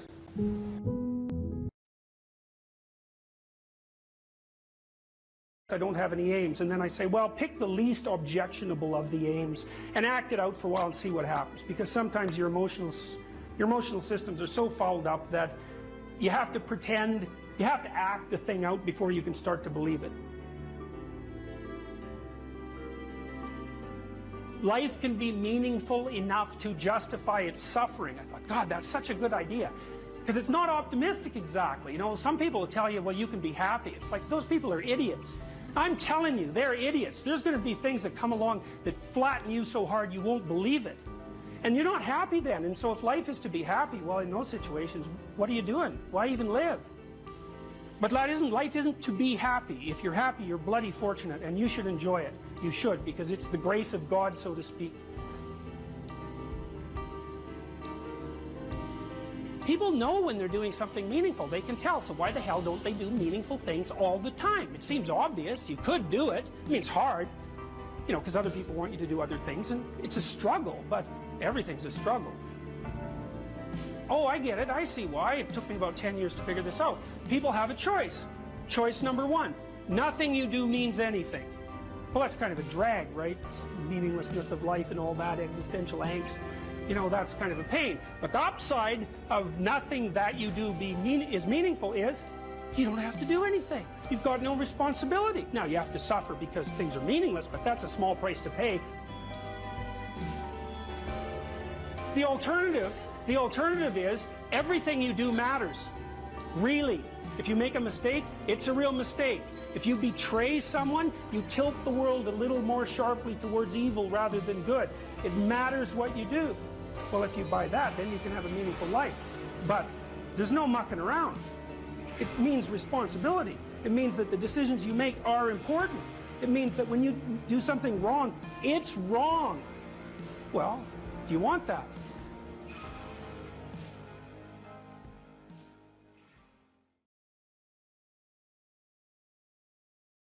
You cite a tired brain, foggy thinking, as the reason to stop answering questions or giving a talk. How do you combat this while working or writing daily?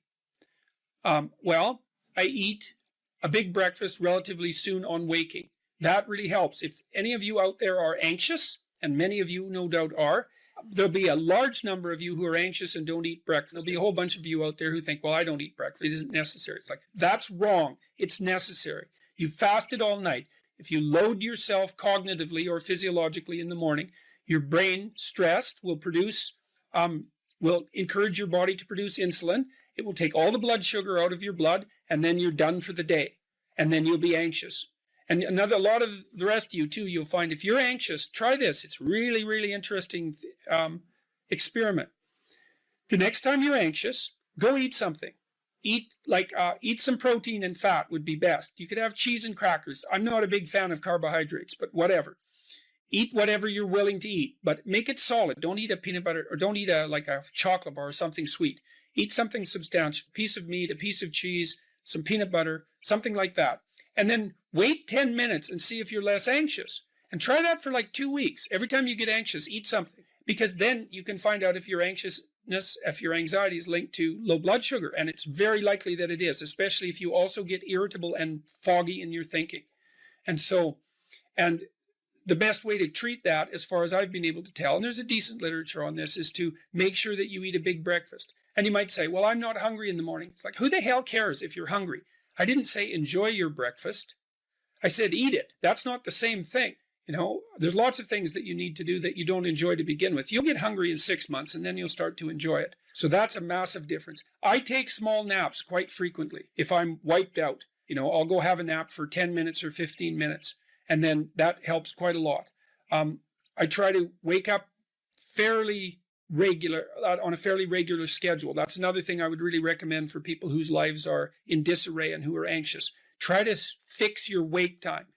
Going when you sleep, that's not so important. So you can still, stay up late and have fun and all that. But getting up in the morning is really helpful. So, and you also have to figure out how much you can work or write. I can't write for more than about my sustainable maximum for writing is 3 hours a day. And if I push it past that, then, especially if I'm editing, I make mistakes when I'm editing, so that's counterproductive, and I can't sustain it across time. And so I don't really think you can do more than about 3 hours of extremely intense intellectual work a day. Although if you have a nap, you can stretch that, but I think at least I end up paying for it across time.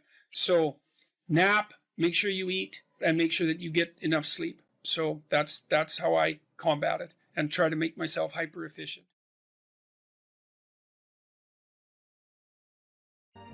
If you're resentful about something, well, first of all, you should notice, I'm resentful. And that's kind of humiliating because no one's proud of being resentful. It's a shameful emotion. Well, so then why are you resentful? Well, there's only 2 reasons as far as I've been able to tell. One is that you're allowing yourself to be taken advantage of, or you're being taken advantage of. Sometimes you're not allowing yourself. Sometimes you're a child being abused by their uncle. You're not allowing yourself. You can't do anything about it. You're resentful because you're being taken advantage of or because you're immature. It's one of those 2 things. Figure out which it is and then take the steps necessary to address it. Living a life without resentment is a great goal. People are often resentful if they see that responsibility has been abdicated. Why isn't that person doing their job? It's like, well, hey man, step in at your workplace, in your family. And you think, well, I shouldn't have to do that extra work. Well, you shouldn't be a slave. You shouldn't allow yourself to be tyrannized. But if something bugs you because a responsibility is going unfulfilled, there's a great opportunity for you. And this is something I don't think we teach young people well. And one of the things, you may remember this, that was so striking about the tour was that I made a case fairly consistently that most people find the meaning that sustains them through the vicissitudes of life, not in happiness, but in responsibility. And that would bring everyone to a halt. It would always make the whole theater silent. It's like, oh, I never thought of that connection. Because maybe you want to avoid responsibility, and you can understand why. You hide from it. That is what you encounter if you go out in the world and you think, who the hell wants that? I don't want the responsibility. It's like, well, yes, you do, as it turns out. There's nothing better than responsibility. Now, I say that with some caution. I think that it's hard to say. The responsibility, I've been overwhelmed by my apparent responsibility, but I think it's also kept me alive. And I mean that literally. And so, wait, can you go a little deeper with that? I mean, when you were at your darkest moments in the last 2 years, whatever that might be, was it the feeling there's been many times in the last year where it would have been much easier for me just to be dead. That's constant. So, but no, But is it but no because of something in you, or is it but no because of the people, that you would have abdicated that responsibility of the people? Or is that ultimately the same thing? Yeah. Well, I do think the two aren't easily distinguishable, but it's definitely that. It's definitely that. You know, and it's one of the chapters, the last chapter, is be grateful in spite of your suffering. You know, you need a meaning to sustain you through suffering. And it is the case that you find that in responsibility. Well, and so it's good advice for anyone who's at work. You're resentful about this and that because people aren't pulling their weight. Pull it. See what happens. You become indispensable instantly. You'll know everything. And maybe that job won't be for you, or maybe that relationship won't be for you, but you'll take your hard acquired wisdom and go elsewhere and flourish there. So, you know, this kid stopped me. I think I wrote about this in this book. Kid stopped me in a restaurant one day when I was walking in, and he said, and he had an undergraduate degree, and he was working as a waiter in a chain steak place. And he stopped me and he said, you know, about 6 months ago, I was watching one of your lectures and I decided to stop being resentful about my job. And he was resentful because he had a university degree and he's working as a waiter. You know, and look, I don't have anything against waiters. It's like a waiter can make your evening, you know, hooray. He said, well, I decided I'd start trying at my job, like really trying, as if it was worthwhile. He said he got 3 promotions in 6 months, like he's just rocketing up the power hierarchy. Well, it's not power, it's competence, if it's well run. You know, and places are full of opportunity. There's always people out there who are doing far better than you on pretty much anything you want to imagine. And if all you're doing is seeing yourself in their reflected light, let's say, then it's going to be pretty damn dismal. But it's not a good comparison because, well, first of all, there's danger in just comparing yourself to others, period, because they're not you. And God only knows what struggles they had to undertake to get to where they were, or what burdens they're currently carrying that you're not aware of. But you can certainly contrast yourself with yourself. And that's a lot better. It is the only way. Well, it's also the only way of really measuring anything approximating proper improvement. You can actually tell when you're a little better than you were yesterday. Right. And you can actually do that. That's another thing that's so interesting about it, is that you can actually make yourself a little better in some way, pretty much. Well, I don't know if it's at every moment, but you can certainly do it every day. Let's say you want to become who you could be in the fullest sense. So let's say you're someone who's going to solve some serious problems. Okay, the first thing you have to do is admit to the seriousness of the problems. That's no joke. And so the first thing is just the terror of the problem itself. And that's enough to paralyze me. And that's the Hydra, that's the Gorgon with the head of snakes. It'll paralyze and turn you to stone. That's the basilisk in the Harry Potter series. Mm-hmm. You look at it and it turns you to stone and lurks underneath everything, right? And it's malevolence and tragedy. And so there's that. And then the next is, well, you're going to take responsibility for that? You're really going to do that, are you? That's a hell of a load, man. And so it's daunting to even consider that. And then there's the discipline and responsibility that necessitates, which is also daunting. It's like, oh my God, the problem's that serious. I'm really going to have to get my act together in order to not contribute to it, much less solve it. And so the problem is terrible. And then the solution is daunting. But the upside of that is like, well, there isn't anything better to have than a problem that's worth solving, like that's really worth solving. Right. And so the more of that you take on, the more you have a reason to get out of bed in the morning, no matter what. Like, I'm getting up, I'm trudging forward. Doesn't matter what I'm suffering from. I've got things that need to be done. They're necessary. And that gives you that sense of purpose that is the antidote to bitterness. Okay, well, let's say you want your life to be meaningful. It's like, okay, then what you do matters. It actually matters. Or how starting to clean up the room changed their life. That's quite fun because it's something I always tell people to do instead of going out and protesting. Jesus, I just can't stand Cleaning up that. the room? Yeah. Meaning? Well, my sense is that if you want to change the world, you start from yourself and work outward because you build your competence that way. It's like, I don't know how you can go out and protest the structure of the entire economic system if you can't keep your room organized. Well, I made a video which was called Message to Millennials, where it was called How to Change the World Properly. a bit of on the pretentious side, I suppose, but I was trying to produce something that was a counterposition to this idea that what you should do is go out and fix up other people. You know, that's just not right. And there's a New Testament line about that, something about, you know, not worrying too much about the log in your neighbor's eye, or about the speck in your neighbor's eye when you have a log in your eye. What would the world be like if people stopped avoiding the things they knew they should do? You know, because the question is, how much are we contributing to the fact that life is an existential catastrophe and a tragedy? How much is our own corruption contributing to that? That's a really worthwhile question. The things you leave undone because you're angry, you're resentful, you're lazy, you have inertia. Well, you consult your conscience and it says, well, you know, that place over there could use a little work. It's the same as working on yourself, and so you clean that up because you can. And then things are a little clearer around you. And you're a little better off because you've practiced a bit, and so you're a little stronger, and then something else manifests itself and says, well, maybe you could like take a crack at fixing me up too. So you decide to do that, and then that gets a little bit more pristine, you know, and soon, and it's humble because you're not exceeding your domain of competence. You know, it's like, don't be fixing up the economy, 18-year-olds.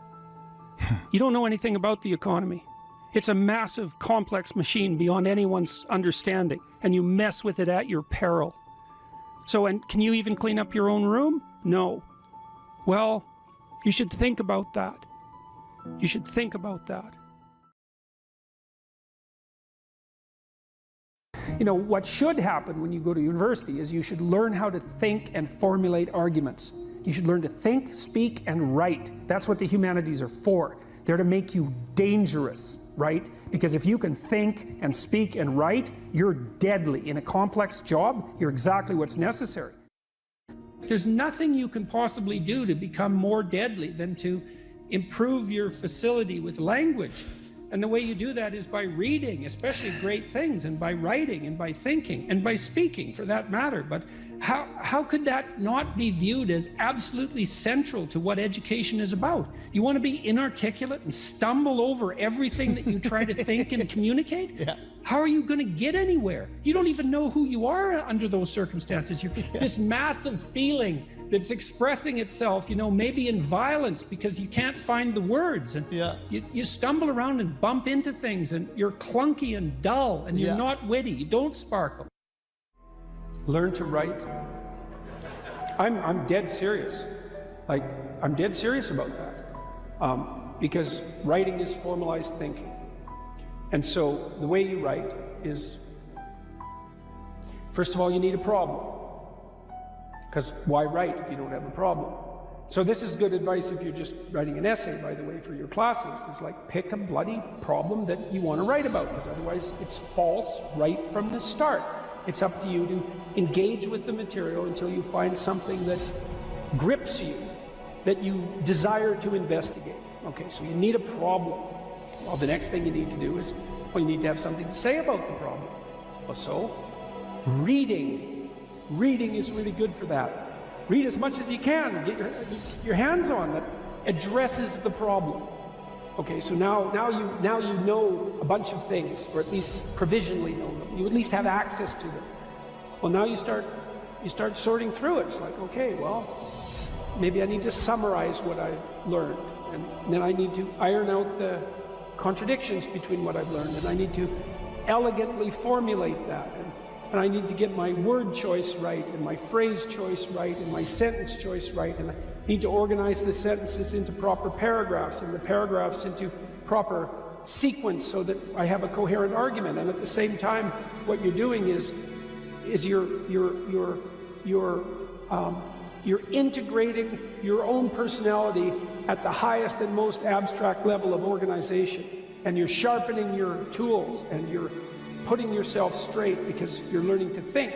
You learn to do that by writing. Many, many years, you hone your words. They're the most powerful thing about you, bar none. If you are an effective writer and speaker and communicator, you have all the authority and competence that there is. And so you're at university. Maybe you're taking a humanities degree. Well, what's the humanities degree for? It's to teach you how to think. You learn to think by writing. Now there's more to read, to speak, and all of that, but the best thing you can do is read and write every day. A couple of hours every day. Write about things you find important and see if you can discover what you believe to be true. And that'll build you a foundation. And it's unbelievably practical. Like if you look at people who are phenomenally successful across life, there's various reasons, but one of them is that they're unbelievably good at articulating what they're aiming at and strategizing and negotiating and enticing people with a vision forward. It's like, get your words together, man. That makes you unstoppable. And that's the core of the humanities, that idea. Just get your words together. Make yourself an articulate creature, and then you're deadly in the best possible way. So, and take that seriously. The best thing you can do is teach people to write, because there's no difference between that and thinking. And one of the things that just blows me away about universities is that no one ever tells students why they should write something. It's like, well, you have to do this assignment. Well, why are you writing? Well, you need the grade. It's like, no, you need to learn to think, because thinking makes you act effectively in the world. Thinking makes you win the battles you undertake, and those could be battles for good things. If you can think and speak and write, you are absolutely deadly. Nothing can get in your way. So that's why you learn to write. It's like, and I can't believe that people aren't just told that. It's like, it's the most powerful weapon you could possibly provide someone with. And I mean, I know lots of people who've been staggeringly successful and watched them throughout my life. I mean, those people, you don't want to have an argument with them. They'll just slash you into pieces. And not in a malevolent way. It's like, if you're going to make your point and they're going to make their point, you better have your points organized, because otherwise you are going to look like and be an absolute idiot. You are not going to get anywhere. So let's say you take the example of a SEAL who's got it all, but this literacy. What happens to him compared to someone who has all those skills? If he can't write well and he's in charge of 6 guys and one of those guys works hard or does something that deserves to be recognized, this is the responsibility of that leader to write that person an award. Okay, so he can't reward his good workers, his good soldiers. He can give him a pat on the back, but a pat on the back isn't going to get him promoted. An award is actually worth some points towards your promotion. And the people that are on that board that are giving that reward, they're never going to meet that leader, and they're definitely not going to meet that guy. There's no bias. It's based on this piece of paper that you hand in. You hand in this piece of paper, they read the piece of paper, and they say award approved or award not approved. Mm-hmm. Or you want to do a mission and you send that up the chain of command, and it's the same thing. It gets to a certain point where they're just looking at it and reading and trying to decipher this pile of junk that you put together. And by the way, if I'm in charge and Jordan sends me a concept of operations that doesn't make any sense, why would I possibly let you go out and execute an operation that I can't even understand what it is you're trying to do? Because what I observed in my own career, and it's so interesting, the parallelism is so interesting but not surprising, is that nothing can stop you if you can write. And it's for the reasons you just laid out. It's like, when you write, you make a case for something, whatever it happens to be. And if you make the best case, well, then you win. And you get whatever it is that you're aiming at. And so you're adventurous, you want to make a mark, is you bloody well better learn how to write.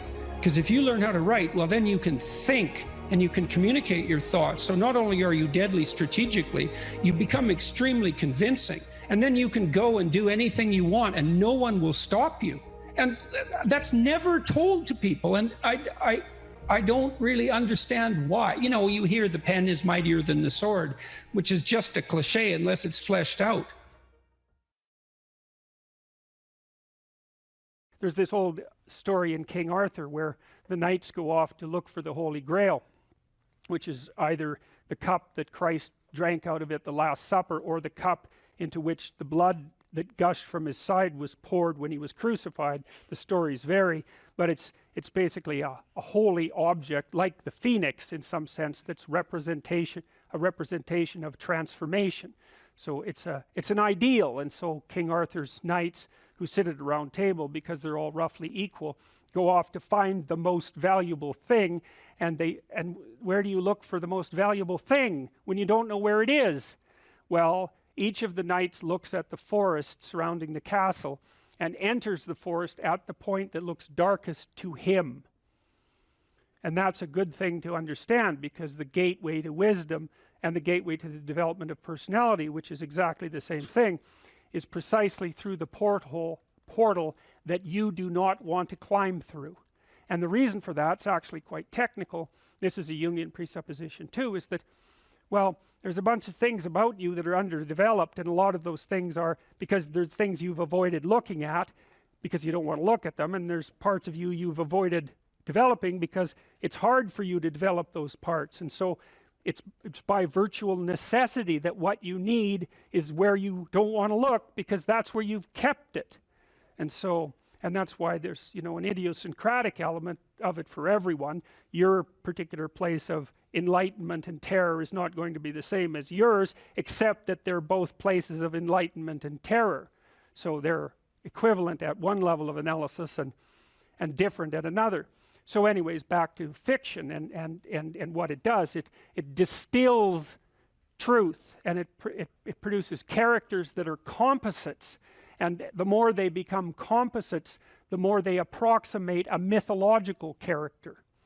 And so they become more and more universally true and more approximating religious deities. But the problem with that is they become more and more distant from individual experience. And so with literature, there's this very tight line where you need to make the character more than merely human, but not so much of a god that, you know, one of the things that happened to Superman in the 1980s, Superman started out, he's got a heavenly set of parents, by the way, and an earthly set of parents, and he's an orphan like Harry Potter. Very common theme is that when Superman first emerged, he could only jump over buildings, you know, and maybe he could stop a locomotive. But by the time the 1980s rolled around, like, he could juggle planets and, you know, swallow hydrogen bombs, and, you know, he could do anything. Well, people stopped buying the Superman comics because how interesting is that? It's like something horrible happens and Superman deals with it. And something else horrible happens and Superman deals with it. And it's like, that's dull. He turned into such an archetype. He was basically the omniscient, omnipresent, omnipotent God, and that's no fun. It's like God wins, and then God wins again, and then again God wins, and, you know.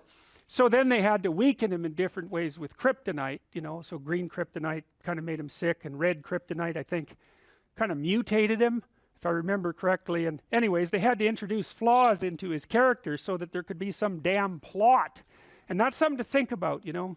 There's a deep existential lesson in that your being is limited and flawed and fragile. You're like the genie, which is genius in the little tiny lamp, you know, this immense potential, but constrained in this tiny little living space, as Robin Williams said when he played the genie in Aladdin. But the fact that you have limitations means that the plot of your life is the overcoming of those limitations, and that if you didn't have limitations, well, there wouldn't be a plot, and maybe there would be no life. And so that's part of the reason why perhaps you have to accept the fact that you're flawed and insufficient, and live with it and consider it a precondition for being. It's at least a reasonable idea. So anyways, one of the main characters is the country, the known, the explored territory. We went over that a bit, and it always has two elements. I mean, your country is your greatest friend and your worst enemy, you know, because it squashes you into conformity and demands that you act in a certain manner, and reduces your individuality to that element that's tolerated by everyone else, and it constrains your potential in a single direction. And so it's really tyrannical, but at the same time it provides you with a place to be, and all of the benefits that have accrued as a result of the actions of your ancestors and all the other people that you're associated with. So there's the good tyrant or the bad tyrant and the good king, and those are archetypal figures, and that's because they're always true, and they're always true simultaneously,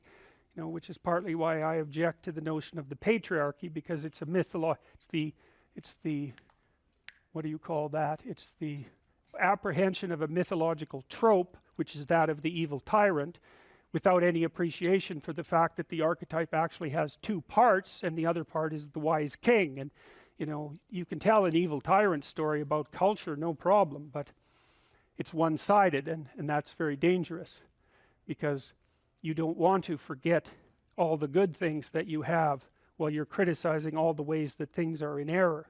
That's a lack of gratitude, and it's a lack of wisdom, and it's founded in resentment, and it's very dangerous, both personally and socially.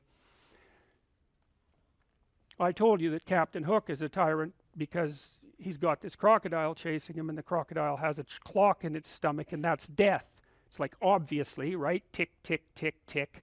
And it's a crocodile, and it's under the water, and it's already got a taste of him, so he's being chased around by death, and that makes him terrified and resentful and cruel and bitter, and so he's a tyrant. And he wants to wreak havoc everywhere. And then Peter Pan, of course, looks at Captain Hook and thinks, why the hell should I grow up and to be a tyrant and sacrifice all the potential of childhood? And the answer to that is, the potential sacrifices itself if you don't utilize it as you mature, and you just end up a 40-year-old lost boy, which is a horrifying thing to behold. It's almost as if you're the corpse of a child, the living corpse of a child, because who the hell wants a 6-year-old, 40-year-old? You're a little on the stale side by that point, and not the world's happiest individual. So, you know, your potential is going to disappear because you age anyways, and so you might as well shape that potential in a particular direction and at least become something, no matter how limited, rather than nothing. So, you know, Peter Pan, that's a great story. It's a great mythological story. So, well, so let's talk about tyrants. Well, not only are they mythological figures, but they exist, and they tend to be deified. I mean, Stalin was, for all intents and purposes, God the Father in Soviet Russia, although he was pretty much only the worst elements of Old Testament God, who was, you know, constantly smiting people and wiping out populations and doing all sorts of things that seemed to be quite nasty. But nonetheless, you know, people worshipped him in many ways, and he's a representation of just exactly what goes wrong when things really go wrong, when people stop paying attention and when they all lie. Because one of the things that characterized the communist state was that no one ever got to say anything they actually believed, ever. And that was partly because 1 out of 3 people was an informer, which meant if you had a family of 6 people, 2 of them were informing on the government about you, and that included your own children. And if you were an informer, you were often amply rewarded by the state, so that if you lived in an overcrowded apartment building with 3 families in the same flat, and you informed on, you know, the woman down the hall that you didn't like, she got shipped off to the old concentration camp, and you got her apartment. And so that was a lovely society, and it only killed about 30 million people between 1919 and 1959. So that's what happens when the archetypal structure gets tilted badly, when people forget that they have a responsibility to fulfill as citizens, as awake citizens who are capable of stating the truth, and the archetype shifts, so there's nothing left of the great father except the tyrant. And let's not have that happen. I mean, the one on the right is really interesting, because consciously or unconsciously, you know, there's Stalin surrounded by what is, for all intents and purposes, fire. You know, he looks like Maleficent in Sleeping Beauty when she shows up at Aurora's christening. You know, she puts her arms up in the air and green fire surrounds her. It's like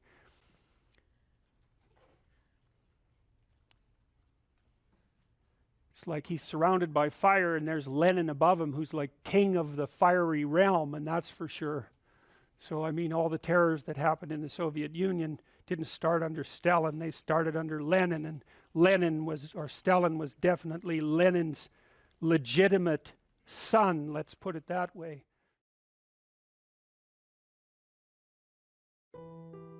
I plan on taking my own life very soon. Why shouldn't I? Well, I'm going to assume this isn't a casual question, you know, that's being put out for the purposes of display. Well, the first thing I would say is you have to think very carefully through the consequences of that for other people. So I've had clients in my clinical practice who never recovered from the suicide of a family member. Decades later, they're still torturing themselves about it. And so that's what you leave behind. Now, the problem is you might be dreaming about that, you know, because maybe you're feeling that life has been twisted against you and that people deserve to suffer for the misery that they've imposed upon you. But I would say, think very, very carefully before you go down that route. You know, it's a terrible thing to leave people with. And so part of the reason that suicide has been illegal in most societies is because it absolutely devastates the people you leave behind. And you might think, well, you know, if you're really depressed, then maybe you're really depressed. That's a possibility. You might think, well, those people would be better off without me. It's like, and if you get really depressed, you can think that way, and you can even get to the point where you can't think any other way than that. And I would say, if you're at the point where you can't think any other way than that, then you should tell someone and you should go to the hospital. Because that can happen, you know, it can happen if you get depressed. And there are treatments for depression, you know, and many of them work. For some people, antidepressants work like mad. Now, they don't work for everyone, and I'm not claiming that they're a panacea, but they certainly beat the hell out of suicide. Right, and even if they have some negative side effects, and sometimes they do, quite frequently they do, the negative side effects aren't fatal. It's like, well, there's the possibility that your condition is physical, that you're ill in some way, either physically or perhaps you have a psychological problem. Maybe you were hurt, or I mean, there's lots of reasons that people get depressed that are very, very complex. I would say don't give up hope Don't give up hope and do something final before you've explored all possible options. And if you haven't talked to a psychologist, you haven't talked to a psychiatrist, you haven't tried antidepressants, you haven't revealed to your family or people that care for you that this is how you're feeling, then you owe it to yourself and them to explore every possible avenue before you take such a step. And then you don't want to deprive the world of what you can bring to the world. That's the other thing, you know, you have intrinsic value, and you can't just casually bring that to an end. You leave a hole in the fabric of being itself. So, you know, a wise man that I once worked with said, he was a very strange person. He was a psychologist at the maximum security prison in Edmonton, and I worked with him for a while, briefly, very briefly, at the prison itself. And he said, you can always commit suicide tomorrow. And that's a very, like, it's a flippant statement in some sense, but he meant it in a very serious way. It's like, you only get to decide that once, and you can put it off.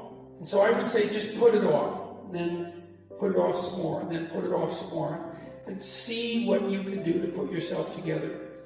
You know, you explore every possible option.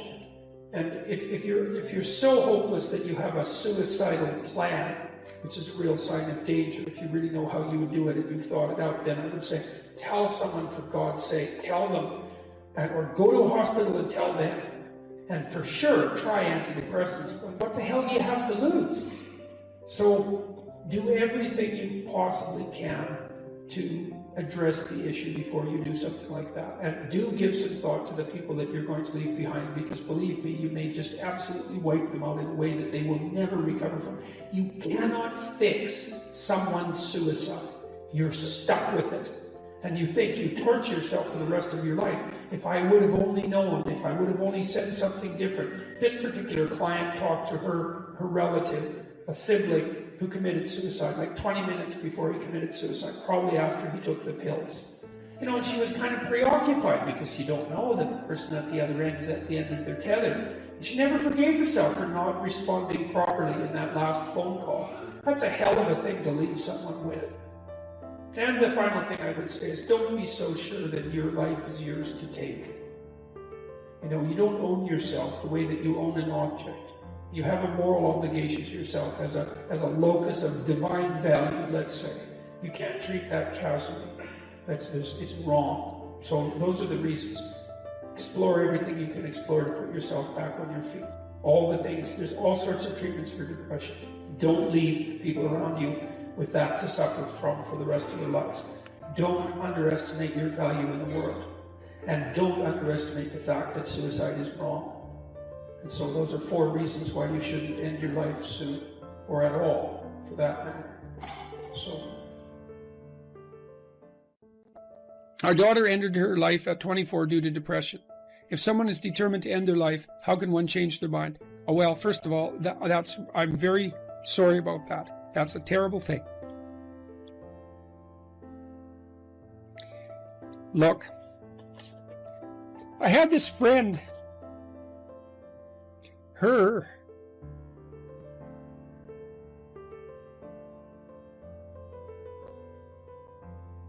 sorry. There's been a lot of depression in our family, so it's a question that cuts close to the bone. Anyways, I had this friend, a friend of my parents, and her granddaughter committed suicide, you know. She was just beating herself up about that. What could have I done? What could have I done differently? This is the problem with suicide. It leaves everybody behind thinking, oh my God, what could have I done? I could have treated the person better. I could have listened. I could have been there. It's like, and she was just beating herself up about this, really feeling that she wasn't a useful person, that she'd failed as a grandmother. She's a really good person, you know. And so I went for a walk with her and I said, and she's married and she likes her husband and he's a really good guy. And I said, look, you're blaming yourself for your granddaughter's suicide. It's like, are you blaming your husband? Are you sitting him down and telling him what a useless bastard he was as a grandfather because his granddaughter committed suicide and how he failed completely? She said, no, I'd never do that. So I said, well, don't do it to yourself. No. Depression is a terrible thing. And many, many, many things cause it, and we don't understand. We understand some of them, but lots of them we don't understand at all. You know, sometimes people get depressed because they're really sick. We know that depression can be an inflammatory disease. It might be associated with autoimmune dysfunction. There's lots of reasons that people get depressed, and depressed people can go places that are so dark you just cannot imagine it. And it isn't necessarily the case that you can always rescue someone, you know, but drowning yourself in the aftermath of a suicide is not helpful. So there's a good room for self-forgiveness there, you know. I mean, maybe you did some things you shouldn't have done that were reprehensible and all of that, but you don't want to beat yourself up.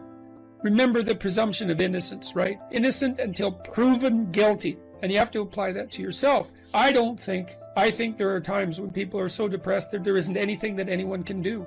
You know, and the depressed person thinks, and this is probably the worst part of it, the depressed person thinks,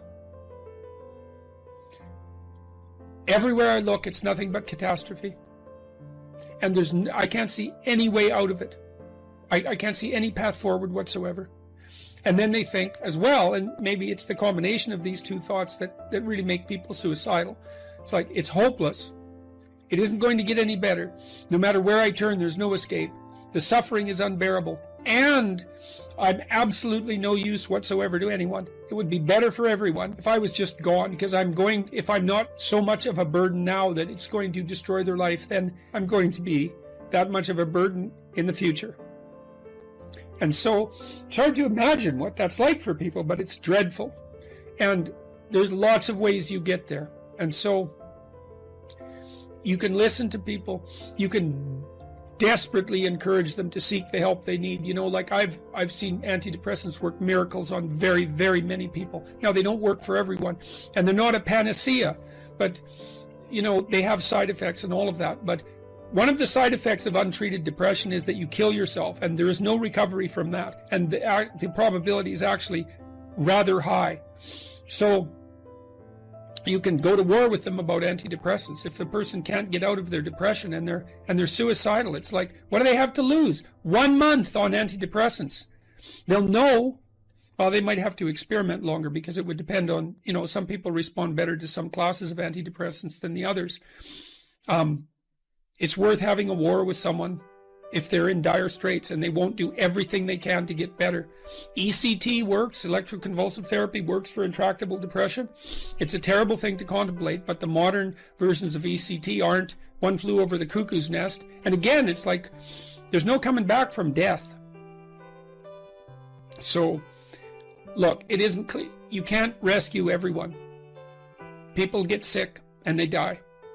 And sometimes the way they die looks like it's depression. Depression is a multifaceted phenomenon. You can be there for them, you can listen, you can watch, you can intervene, you can try to understand, you can hold them accountable, you can do all of those things. But everyone has their own destiny, you know, and you're not omnipotent. And so sometimes a catastrophe occurs, like your daughter's, and then you should try to drag the least amount of misery forward that you can. Once you recover from your grief.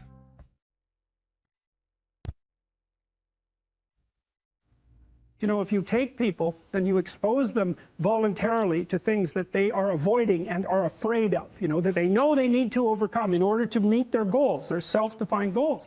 If you can teach people to stand up in the face of the things they're afraid of, they get stronger. And you don't know what the upper limits to that are, because you might ask yourself, like, if for 10 years, if you didn't avoid doing what you knew you needed to do, what would you be like?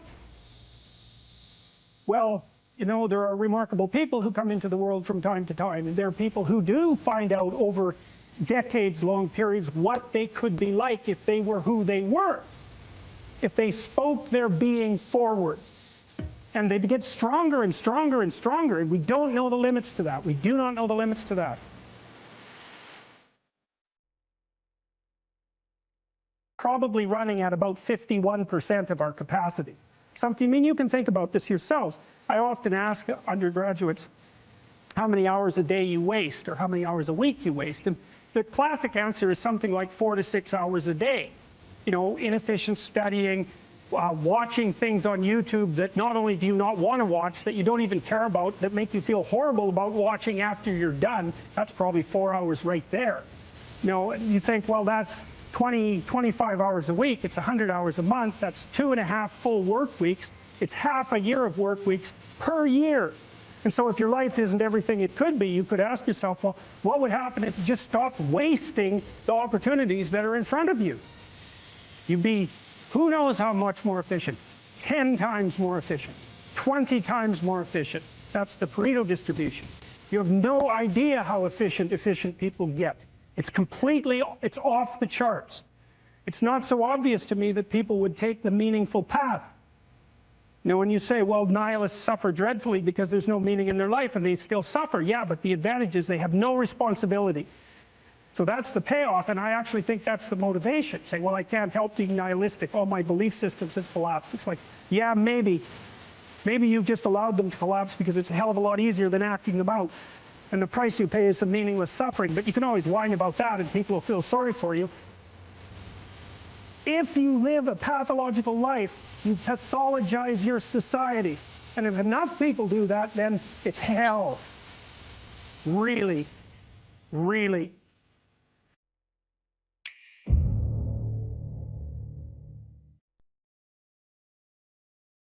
When my clients first come to see me, one of the things I often ask them is, okay, well, let's say you look a year ahead. What do you want? What are we aiming at?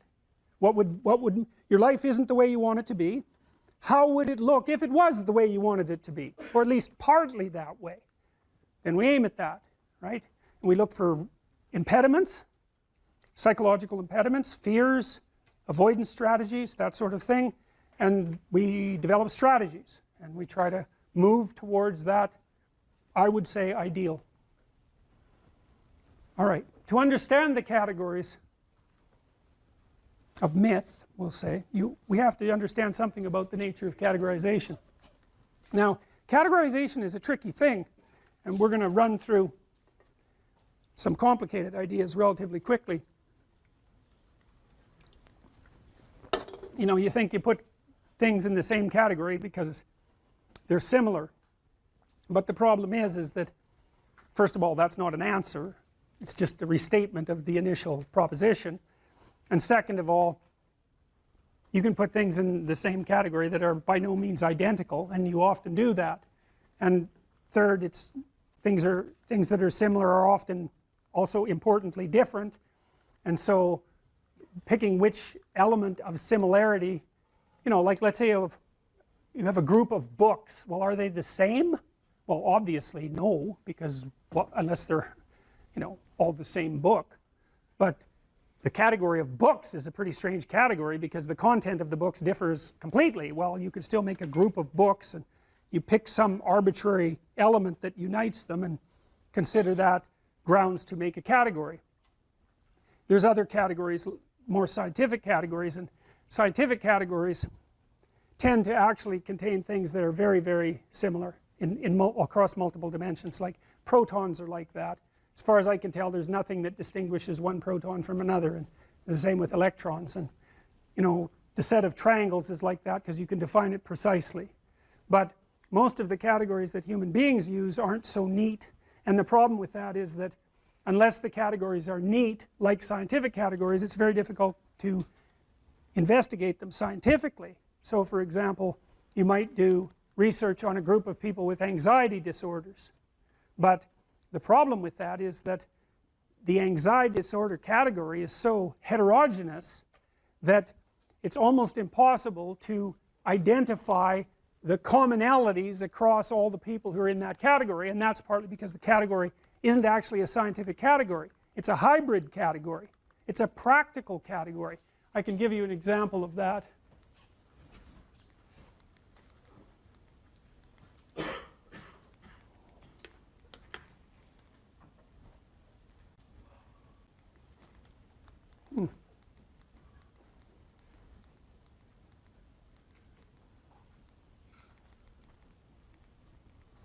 No, I can't because I must not have saved it. Anyways, many of the DSM categories, so these are categories for psychopathology, require, if you're part of that category, imagine there's 7 symptoms that you could have, or 8 symptoms that you could have that would put you in that category, like antisocial personality.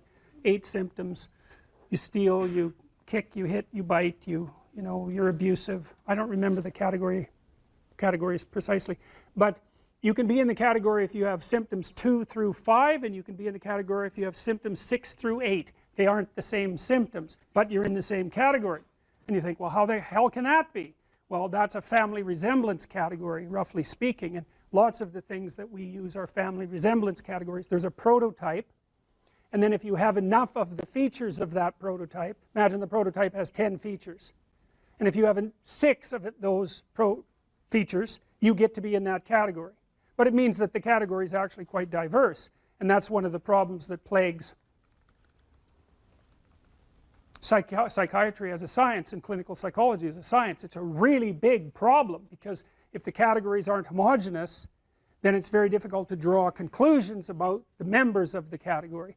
And the psychologists and the psychiatrists claim that those are scientific categories, but they're not, and they can't be, partly because they're aimed at the classification of health or ideal versus non-health or non-ideal, and partly because they play multiple roles, eh? I mean, the category isn't there just to provide neat demarcations for scientific study. The category is there to give people a language to talk about certain sets of symptoms, to diagnose, because, you know, when you come in and you have a set of symptoms, you might want to know what they are so that you also know what they aren't. It's really a relief often to find a diagnosis. And then of course the diagnosis has certain implications for treatment and for billing and for all of that, so the category has to play all of those roles. So there's multiple types of category, and the categories that we're talking about in relationship to mythology aren't scientific categories. They're categories about the world construed as a place to act. So here's a way to think about it.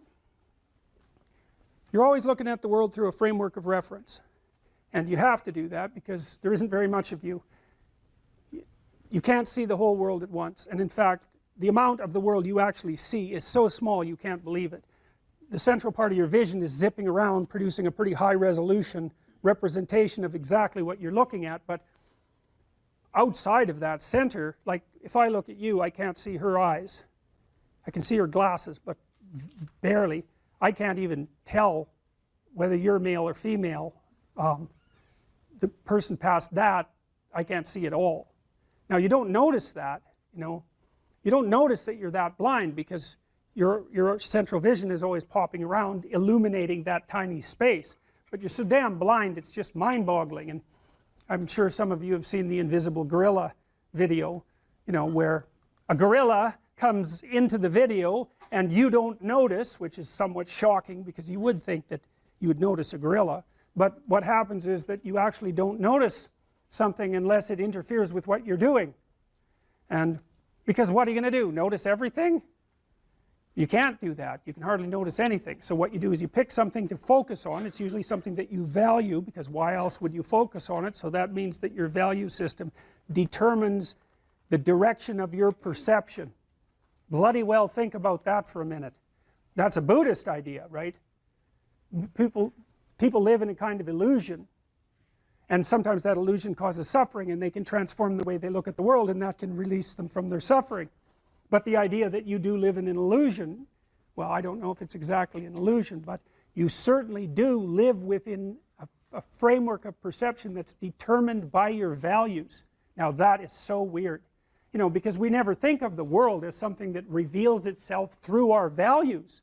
But of course it does, because you look at what you want. You aim at what you want, and once you've aimed, the world lays itself out for you, and that's exactly how perception works. That's why I represented it this way. You're always somewhere, that's point A, and that's somewhere in some place in some time, and you always have some notion about what you want to have happen next. You know, you're going to go to the next class maybe, you've got a plan after this. In this class you have a plan, you're hoping to learn something, I presume, and maybe you have a goal with regards to a grade, and that's nested inside your desire to get a degree, and that's nested inside your desire to be educated and to have a career and have a successful life. So attending to me at the moment, the reason you're doing that is because all of those values exist within you simultaneously, focusing your attention. And so you're attending to me and not to something else, assuming that all of you with your computers open aren't surfing the web, which you might be, but assuming that you're focusing, whatever you're focusing on is directed by what you value. And some of that can be unconscious. In fact, a lot of it is unconscious, because you know it's very difficult for you to get control of what you pay attention to. You know what that's like. You're trying to study, it's kind of a boring paper. Christ, your attention is just like everywhere, you know. Maybe you'll vacuum under the bed instead of doing the reading the paper, you know. You can't get a grip on that thing, so your attention has an autonomy. And that's another psychoanalytic idea, you know, because you kind of think, well, you're in control. It's like, really? You ever try telling yourself what to do? How does that work for you? I'm going to go to the gym 3 times a week. Right, sure you are. Yeah, I'm going to quit eating sugar for a month. It's like, how long does that last? It's like 15 minutes, and you're eating like 3 chocolate bars. If you're hungry, it's not a deterministic drive. It's a subpersonality that has a goal, and then it has a bunch of action patterns that are going to work in reference to that goal. It has a bunch of perceptions that suit that goal, and it organizes your emotional responses around that goal. And so to think about it as a personality is it's a much more intelligent way to look at it. One other thing about Skinner's rats, you know, Skinner could get rats to do almost everything, and he would reward them with food. And so he had a simple rat model, but his rats were starved down to 75% of their normal body weight. So not only were they not social, gregarious rats like rats are, because they were isolated, they were genetically altered from wild rats, but they also weren't as complex as a real rat because they were starving. And so But, you know, a starving rat is a pretty good model of a rat, and a rat is a pretty good model of a person. But a lot of our models of simple behavioral learning were based on starving, isolated rats. So, anyways, how to think about motivation? We'll think about it from the hypothalamic perspective. So we could say one thing that motivation does is set goals. And we could say that emotions track progress towards goals. And I'm going to use that schema even though it's not exactly right. So you say, well, motivation determines where you're going to aim. So if you're hungry, you're going to aim at something to eat.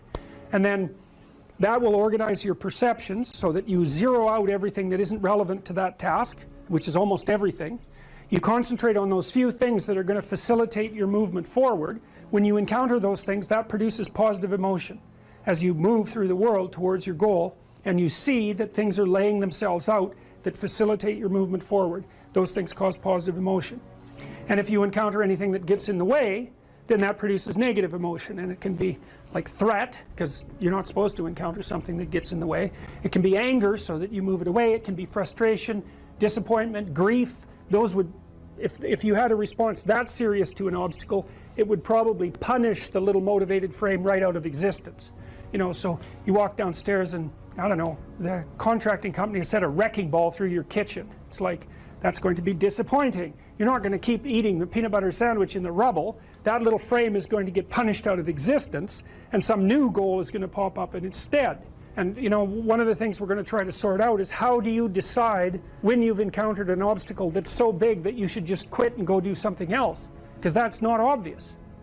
You know, and you can get into counterproductive persistence pretty easily. So we don't know how people solve that problem. It's a really complicated one. So anyways, we're going to work on that scenario. Your hypothalamus pops up micro goals that are directly relevant to biological survival. That produces a frame of reference. So it's not a goal, it's not a drive, and it's not a collection of behaviors. It's a little personality. And the personality has a viewpoint, it has thoughts that go along with it. It has perceptions, it has action tendencies, all of that. You can see this in addiction, most particularly. So one of the things that you find often with people who are alcoholic is they lie all the time. And that's because when they've built a little alcohol-dependent personality inside of themselves, or a big one, maybe it's 90% of their personality, and one of the things that consists of is all the rationalizations that they've used over the years to justify their addiction to themselves and to other people. And so the addiction has a personality. You know, and so when the person is off, or maybe they're addicted to meth or something like that, where, you know, the addiction is more, it's more short-term powerful, than I would say, than an alcohol addiction. They'll say anything, and the words are just tools used to get towards the goal. And if they happen to be deceptive, whatever, it doesn't matter. They're just practical tools to get towards the goal. And then when you get towards the goal and you take a nice shot of meth or something like that, you reinforce all those rationales that you use to get the drug, and then the next time you're even a better deceiver and liar. So, okay, so we're going to say motivations, one way of thinking about it is they set goals, but it's not the right way of thinking about it. They produce a whole framework of interpretation.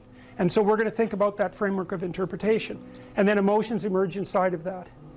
So that's it. So the world is framed, motivation set goals. You could say the world has to be framed. So motivation sets that frame. Goals, emotions, perceptions, and actions. And then actions track progress. So positive emotion says you're moving forward properly towards your goal. And if you encounter something you don't expect, you stop. That's anxiety. It's like, oh, we're not where we thought we were. And so we don't know what to do, so we should stop because we don't know where we are or what we're doing. Stop, frozen. And then the more powerful negative emotions like pain, they might make you get out of there. So emotions, forward, stop, reverse. That's your emotions within that motivated frame. So, and that's another example of how your mind is embedded in your body. Your emotions are like they're offshoots of action tendencies. That's the right way to think about it, because action is everything fundamentally. So what are some basic motivations?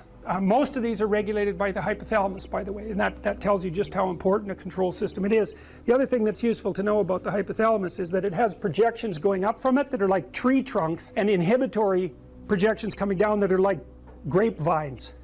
So you can kind of control your hypothalamus as long as it's not on too much, but if it's on in any serious way, it's like it wins. So partly what you do to stop yourself from falling under the dominion of your hypothalamus is to never ever be anywhere where its action is necessary, right? You don't want to go into a biker bar because you might find yourself in a situation where panicked defensive aggression is immediately necessary. You probably don't want that. You don't want the panic, you don't want the terror, you don't want the frenzied fight, you don't want any of that. You don't want to have to run away in absolute panic. So you just don't go there. And a huge part of how we regulate our emotions is just by never going anywhere where we have to experience them. And so that has very little to do with internal inhibitory control and everything to do with staying where you belong. So, okay. So, basic motivations. Hunger, thirst, pain. Pain is not regulated by the hypothalamus. That's a different circuit. Anger/aggression. Thermoregulation. Panic and escape. Affiliation and care. Sexual desire. Exploration. Play. And you can kind of break those in. You can kind of break those into the classic Darwinian categories too, and say, well, there's a set of motivations that go along with self-maintenance. That'd be your survival. Ingestive and defensive. See, I've sort of coded them there. So the self-maintenance, there's an ingestive set of basic motivations that go with self-maintenance. You say that's hunger, thirst. There's a set of defensive motivations, pain, anger, thermoregulation, panic and escape. And then there's motivations that are associated with reproduction, affiliation, care, and sexual desire. And then I put exploration and play sort of outside of that.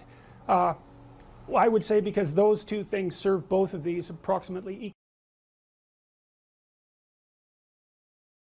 This is the Peter Pan story, roughly speaking. Peter Pan is this magical boy.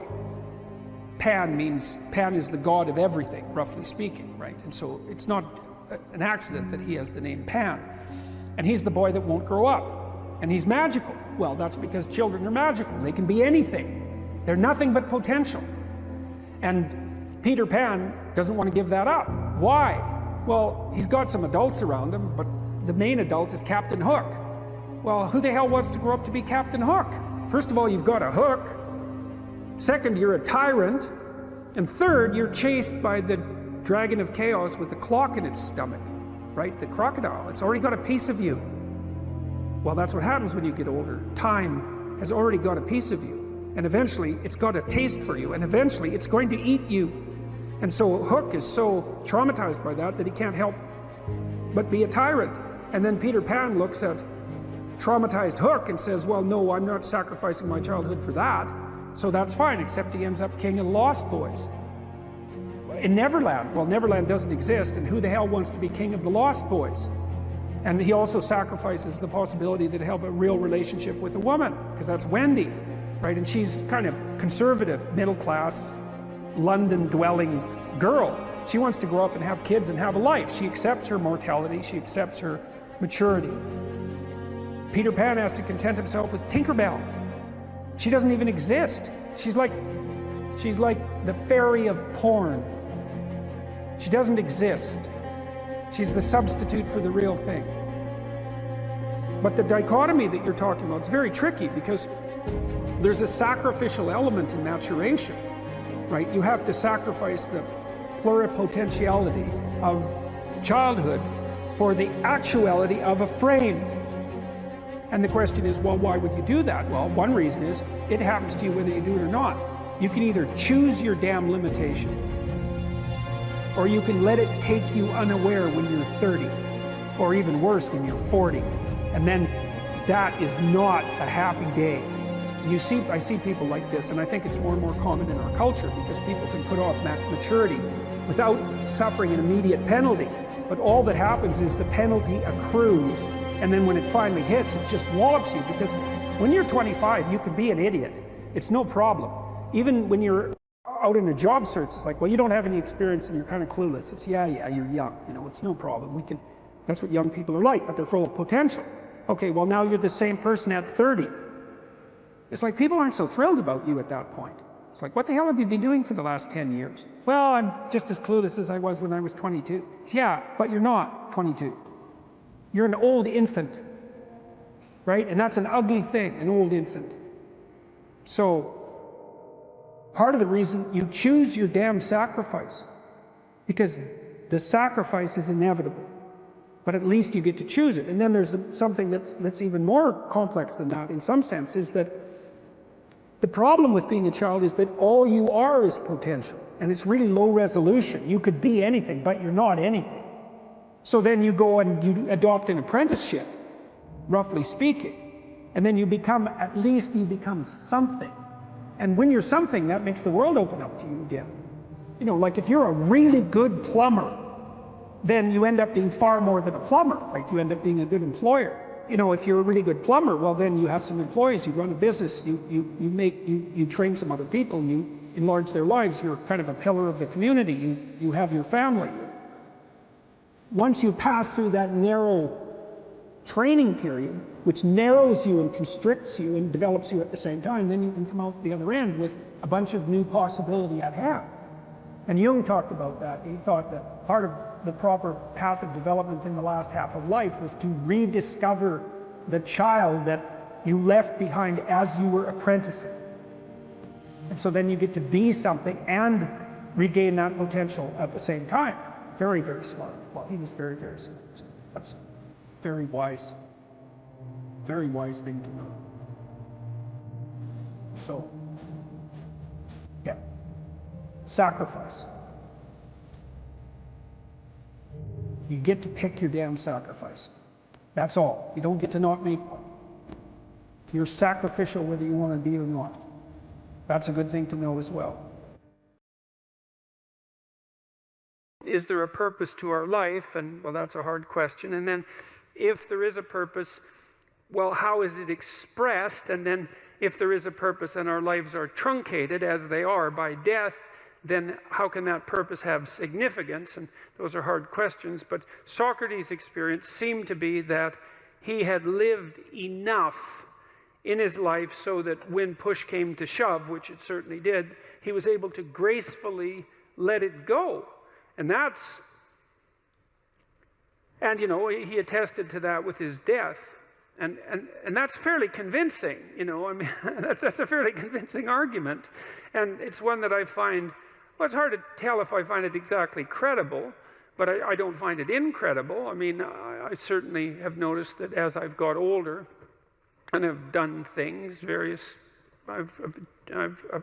what would you say, accomplished isn't exactly the right word. I've participated in many things that I'm pleased to have participated in them, but wouldn't necessarily go back and participate in them again.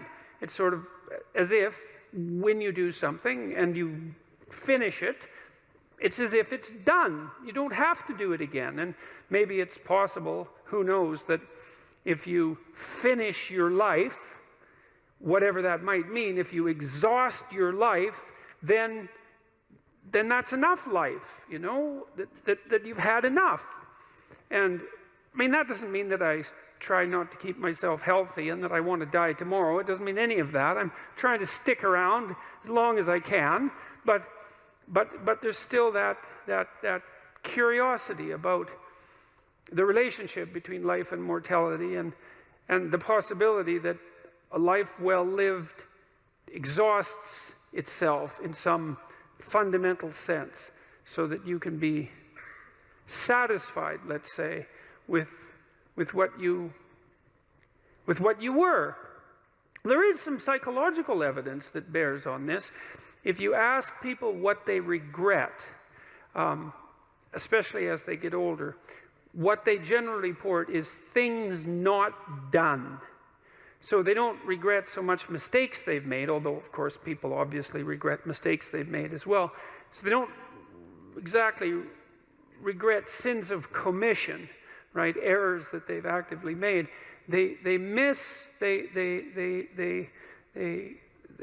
torment themselves for opportunities that had presented themselves that they did not, let's say, exploit or engage in.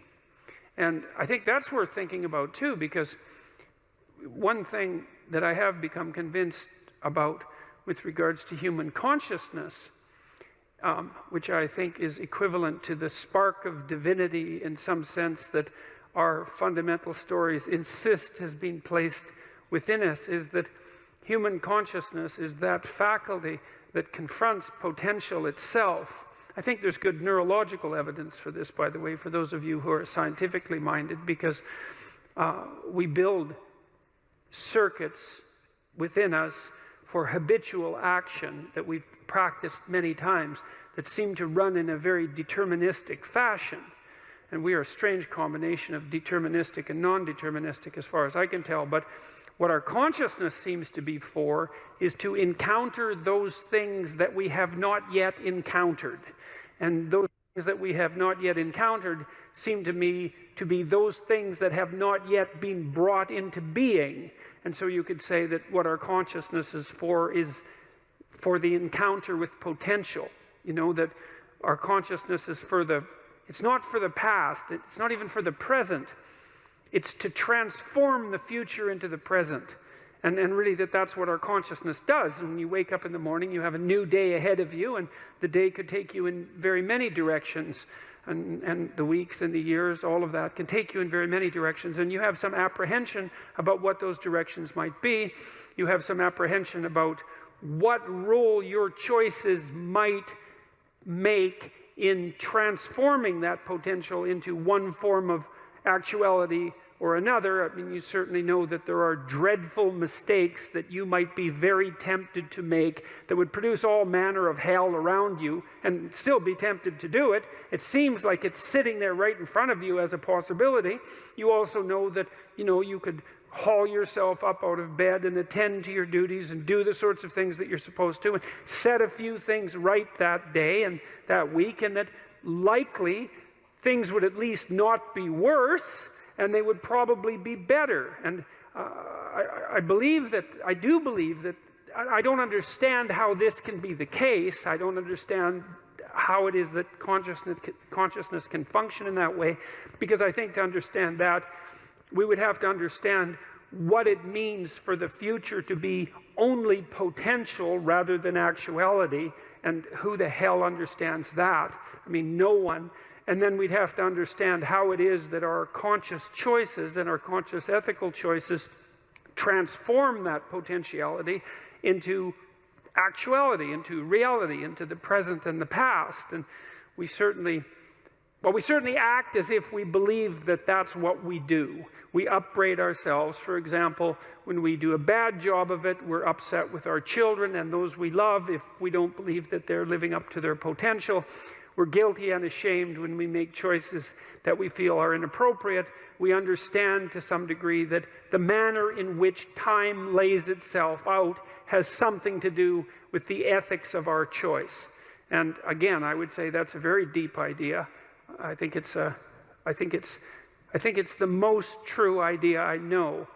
It's very emphasized, that idea emphasized in ancient religious stories such as those that are outlined in Genesis, or in Genesis with its strange insistence that, God is that which brings order out of chaos, formless potential, generates the world out of formless potential, and that we're somehow made in that image, which seems to me to be the case. And that the proper way, by the way, to go about acting in that image is to act in relationship to the potential that confronts you with truth and with courage, with careful articulation. That's the logos. And that if you do that, then what you bring forth is good. So imagine you're dealing with someone who's hoarding. Now, people who are hoarding are often older or neurologically damaged, or they have obsessive compulsive disorder.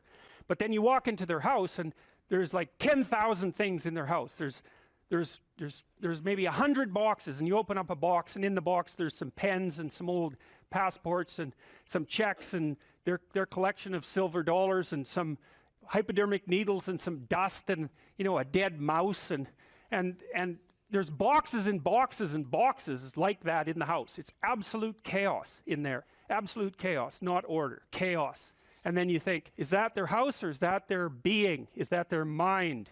And the answer is, there's no difference. There's no difference. So, I could say, well, if you want to organize your psyche, you could start by organizing your room. If that would be easier, because maybe you're a more concrete person and you need something concrete to do. So You go clean up under your bed and you make your bed and you organize the papers on your desk and you think, well, just exactly what are you organizing? Are you organizing the objective world, or are you objecting your field, or are you organizing your field of being, like your field of total experience? And Jung believed that, and I think there's a Buddhist doctrine that's sort of nested in there, that at the highest level of psychological integration, there's no difference between you and what you experience. Now you think, well, I can't control everything I experience, but that's no objection, because you can't control yourself anyway. So the mere fact that you can't extend control over everything you experience is no argument against the idea that you should still treat that as an extension of yourself. So you could say, well, let's say you have a long-standing feud with your brother. Well, is that a psychological problem? Is that him? Is it a problem in the objective world, or is it a problem in your field of being? And it's very useful to think that way, because you might ask, what could you do to improve yourself? Well, let's step one step backwards. The first question might be, why should you even bother improving yourself? And I think the answer to that is something like, so you don't suffer any more stupidly than you have to. And maybe so others don't have to either. It's something like that. You know, like there's a real injunction at the bottom of it. It's not some casual self-help doctrine. It's that if you don't organize yourself properly, you'll pay for it, and in a big way, and so will the people around you. Now, and you could say, well, I don't care about that, but that's actually not true. You actually do care about that, because if you're in pain, you will care about it. And so you do care about it, even if it's just that negative way, you know. It's very rare that you can find someone who's in excruciating pain who would ever say, well, it would be no better if I was out of this. It's sort of, pain is one of those things that brings the idea that it would be better if it didn't exist along with it. It's incontrovertible. So you get your act together so that there isn't any more stupid pain around you than necessary. Well, so then the question might be, well, how would you go about getting your act together? And the answer to that, and this is a phenomenological idea too, it's something like, look around for something that bothers you and see if you can fix it. So now you think, well, let's say you go into you can do this in a room. It's quite fun to do it just when you're sitting in a room, like a room, maybe your bedroom. You can sit there and just sort of meditate on it and think, okay, if I wanted to spend 10 minutes making this room better, what would I have to do? And you have to ask yourself that, right? It's not a command, it's like a genuine question.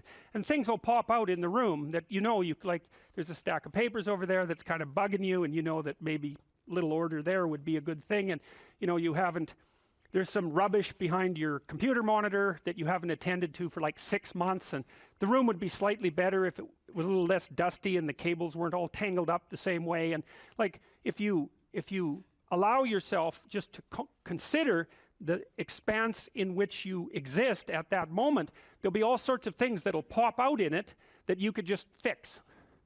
And you know, I might say, well, if you were coming to see me for psychotherapy, this easiest thing for us to do first would just be to get you to organize your room. You think, well, is that psychotherapy? And the answer is, well, it depends on how you conceive the limits of your being. And I would say, start where you can start. You know, if something announces itself to you, which is a strange way of thinking about it, as in need of repair, that you could repair, then hey, fix it. You fix 100 things like that, your life will be a lot different. You know, I often tell people too, fix the things you repeat every day, because people tend to think of those as trivial, right? You get up, you brush your teeth, you have your breakfast, you know, you have your routines that you go through every day. Well, those probably constitute 50% of your life. And people think, well, they're mundane, I don't need to pay attention to them. It's like, no, that's exactly wrong. The things you do every day, those are the most important things you do. Hands down. All you have to do is do the arithmetic.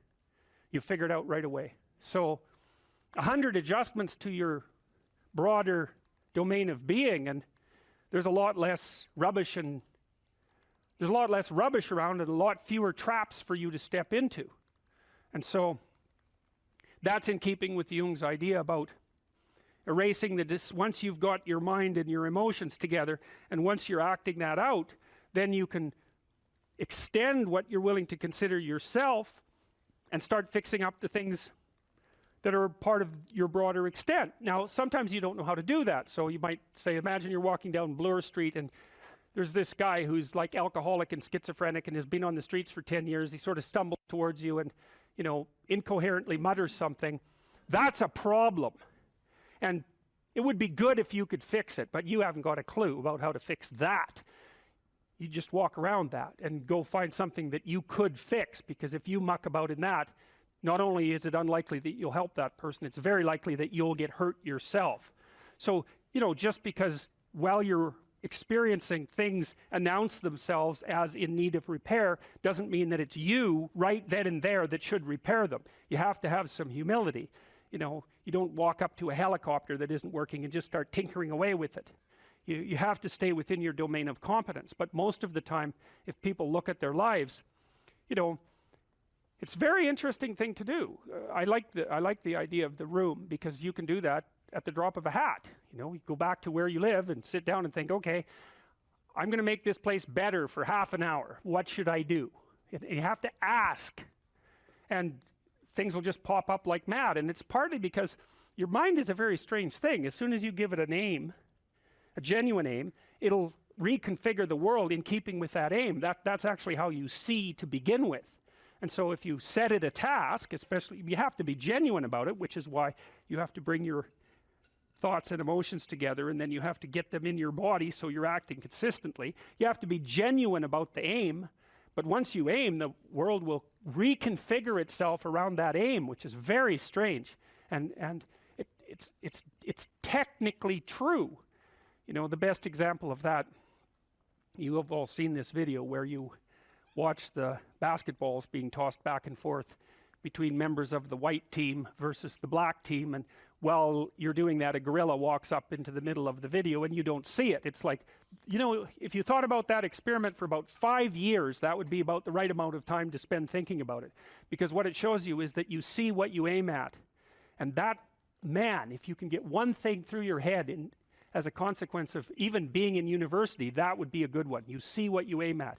And so because one inference you might draw from that is, be careful what you aim at. Right? What you aim at determines the way the world manifests itself to you.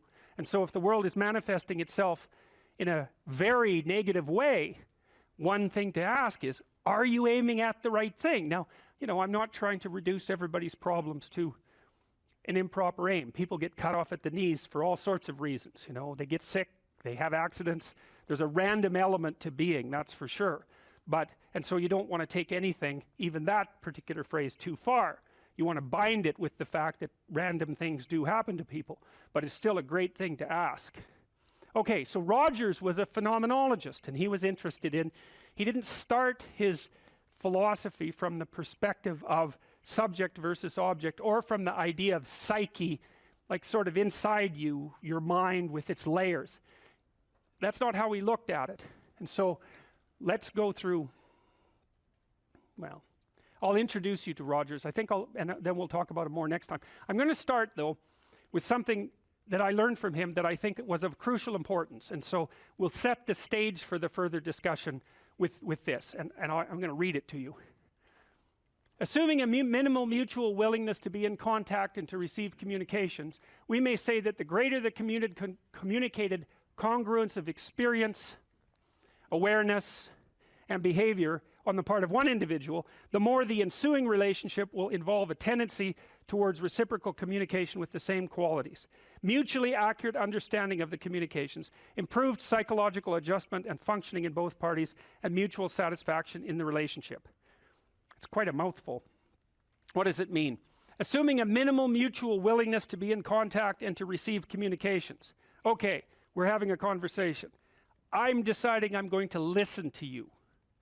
Right? That's different than how people generally communicate, because usually when they communicate, they're doing something like, okay, we're going to have a conversation and I'm going to tell you why I'm right and I'll win if you agree.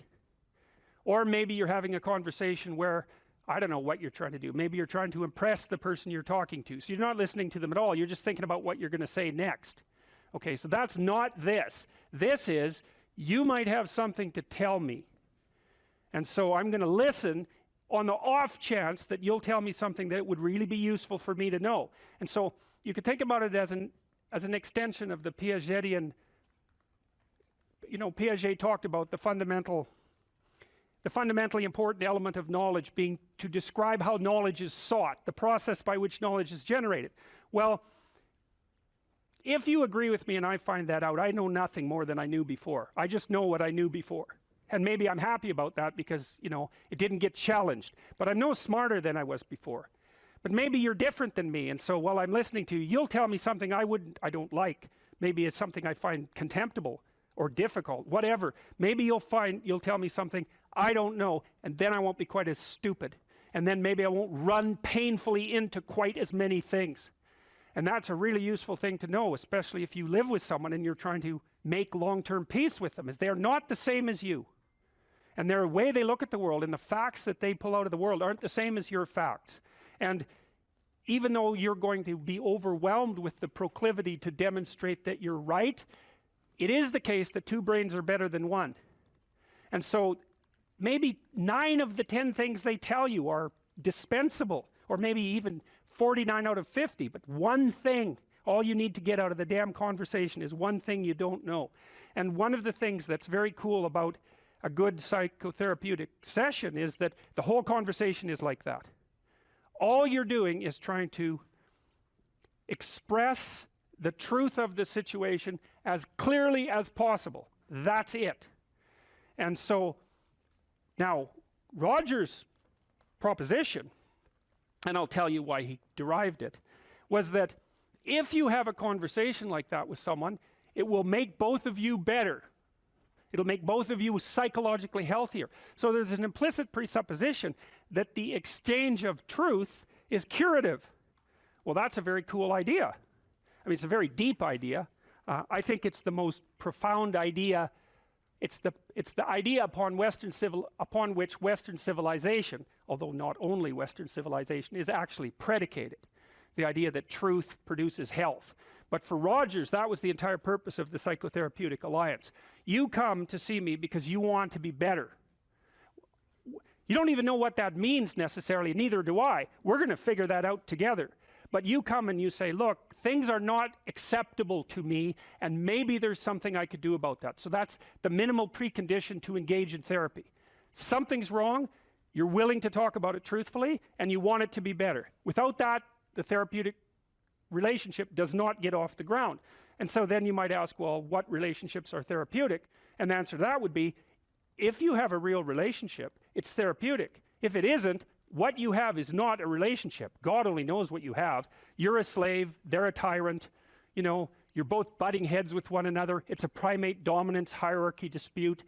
Oh, I don't know, you're like 2 cats in a barrel, or 2 people with their hands around each other's throats. But what you have is not a relationship. So, all right. We may say that the greater the communicated congruence of experience, awareness, and behavior on the part of one individual, that's a reference to the same idea that I was describing with regards to Jung. So let's say you come and talk to me and you want things to go well. Well, I'm going to have to more or less be one thing, because if I'm all over the place, you can't trust any continuity in what I say. There's no reason for you to believe that I'm capable of actually telling you, I'm capable of expressing anything that's true. So the truth is something that emerges as a consequence of getting yourself lined up and beating all the, what would you call, all the impurities out of your soul. You write in the book, there is no faith and no courage and no sacrifice in doing what is expedient. What do you say to those viewers that don't pursue their dreams and are locked in their careers because they are too afraid to take risks and pursue something meaningful? Well, the first thing I would say is, well, you should be afraid of taking risks and pursuing something meaningful. But you should be more afraid of staying where you are if it's making you miserable. You're paying a price by sitting there being miserable. You might say, well, the devil I know is better than the one I don't. It's like, don't be so sure of that. The clock is ticking. Yeah, and if you're miserable in your job now and you change nothing, in 5 years you'll be much more miserable and you'll be a lot older. But isn't it a luxury to pursue what is meaningful? Our viewers have mortgages, they have children, yeah. They have payments and loans. It's a luxury to pursue because we lack the resources. Well, I don't remember now, I'm not talking about what makes you happy. It's a luxury to pursue what makes you happy. It's a moral obligation to pursue what you find meaningful. And that doesn't mean it's easy. It might require sacrifice. If you need to change your job too, let's say you have a family and children and a mortgage, you have responsibilities. You've already picked up those responsibilities. You don't just get to walk away scot-free and say, well, I don't like my job, I quit. That's no strategy. But what you might have to do is you think, well, this job is killing my soul. All right, so what do I have to do about that? Well, I have to look for another job. Well, no one wants to hire me. It's like, okay, maybe you need to educate yourself more. Maybe you need to update your curriculum vitae, your resume. Maybe you need to overcome your fear of being interviewed. Maybe you need to sharpen your social skills. Like, you have to think about these things strategically. If you're going to switch careers, you have to do it like an intelligent, responsible person. That might take you a couple of years of effort to do properly. We're built for struggle, us human beings. We're built to contend with the world. We're built to contend with reality. You want a challenge, and the best way that you can take on a challenge, because a challenge fortifies you. So you don't want to be secure, you want to be strong. And you get strong by taking on optimal challenges. And so you lay out your destiny in the world, and you take the slings and arrows of fate, and you make yourself stronger while you're doing so. And you might fail, and fortune might do you in, but it's your best bet. And, you know, people have extracted unbelievable successes out of catastrophic failures. And I'm not saying that in a naive way. I know perfectly well what happens to people. You know, you're doing fine in life and then you get cancer. And then 6 months later, you're dead. And all the heroism in the world isn't going to save you at that point. But that's not the point. That's not the point. Life is bounded by mortality. But that doesn't mean that you don't get out there and contend. And you develop by contending, and you minimize the net amount of suffering in the world. And that's something, man. That's something to do.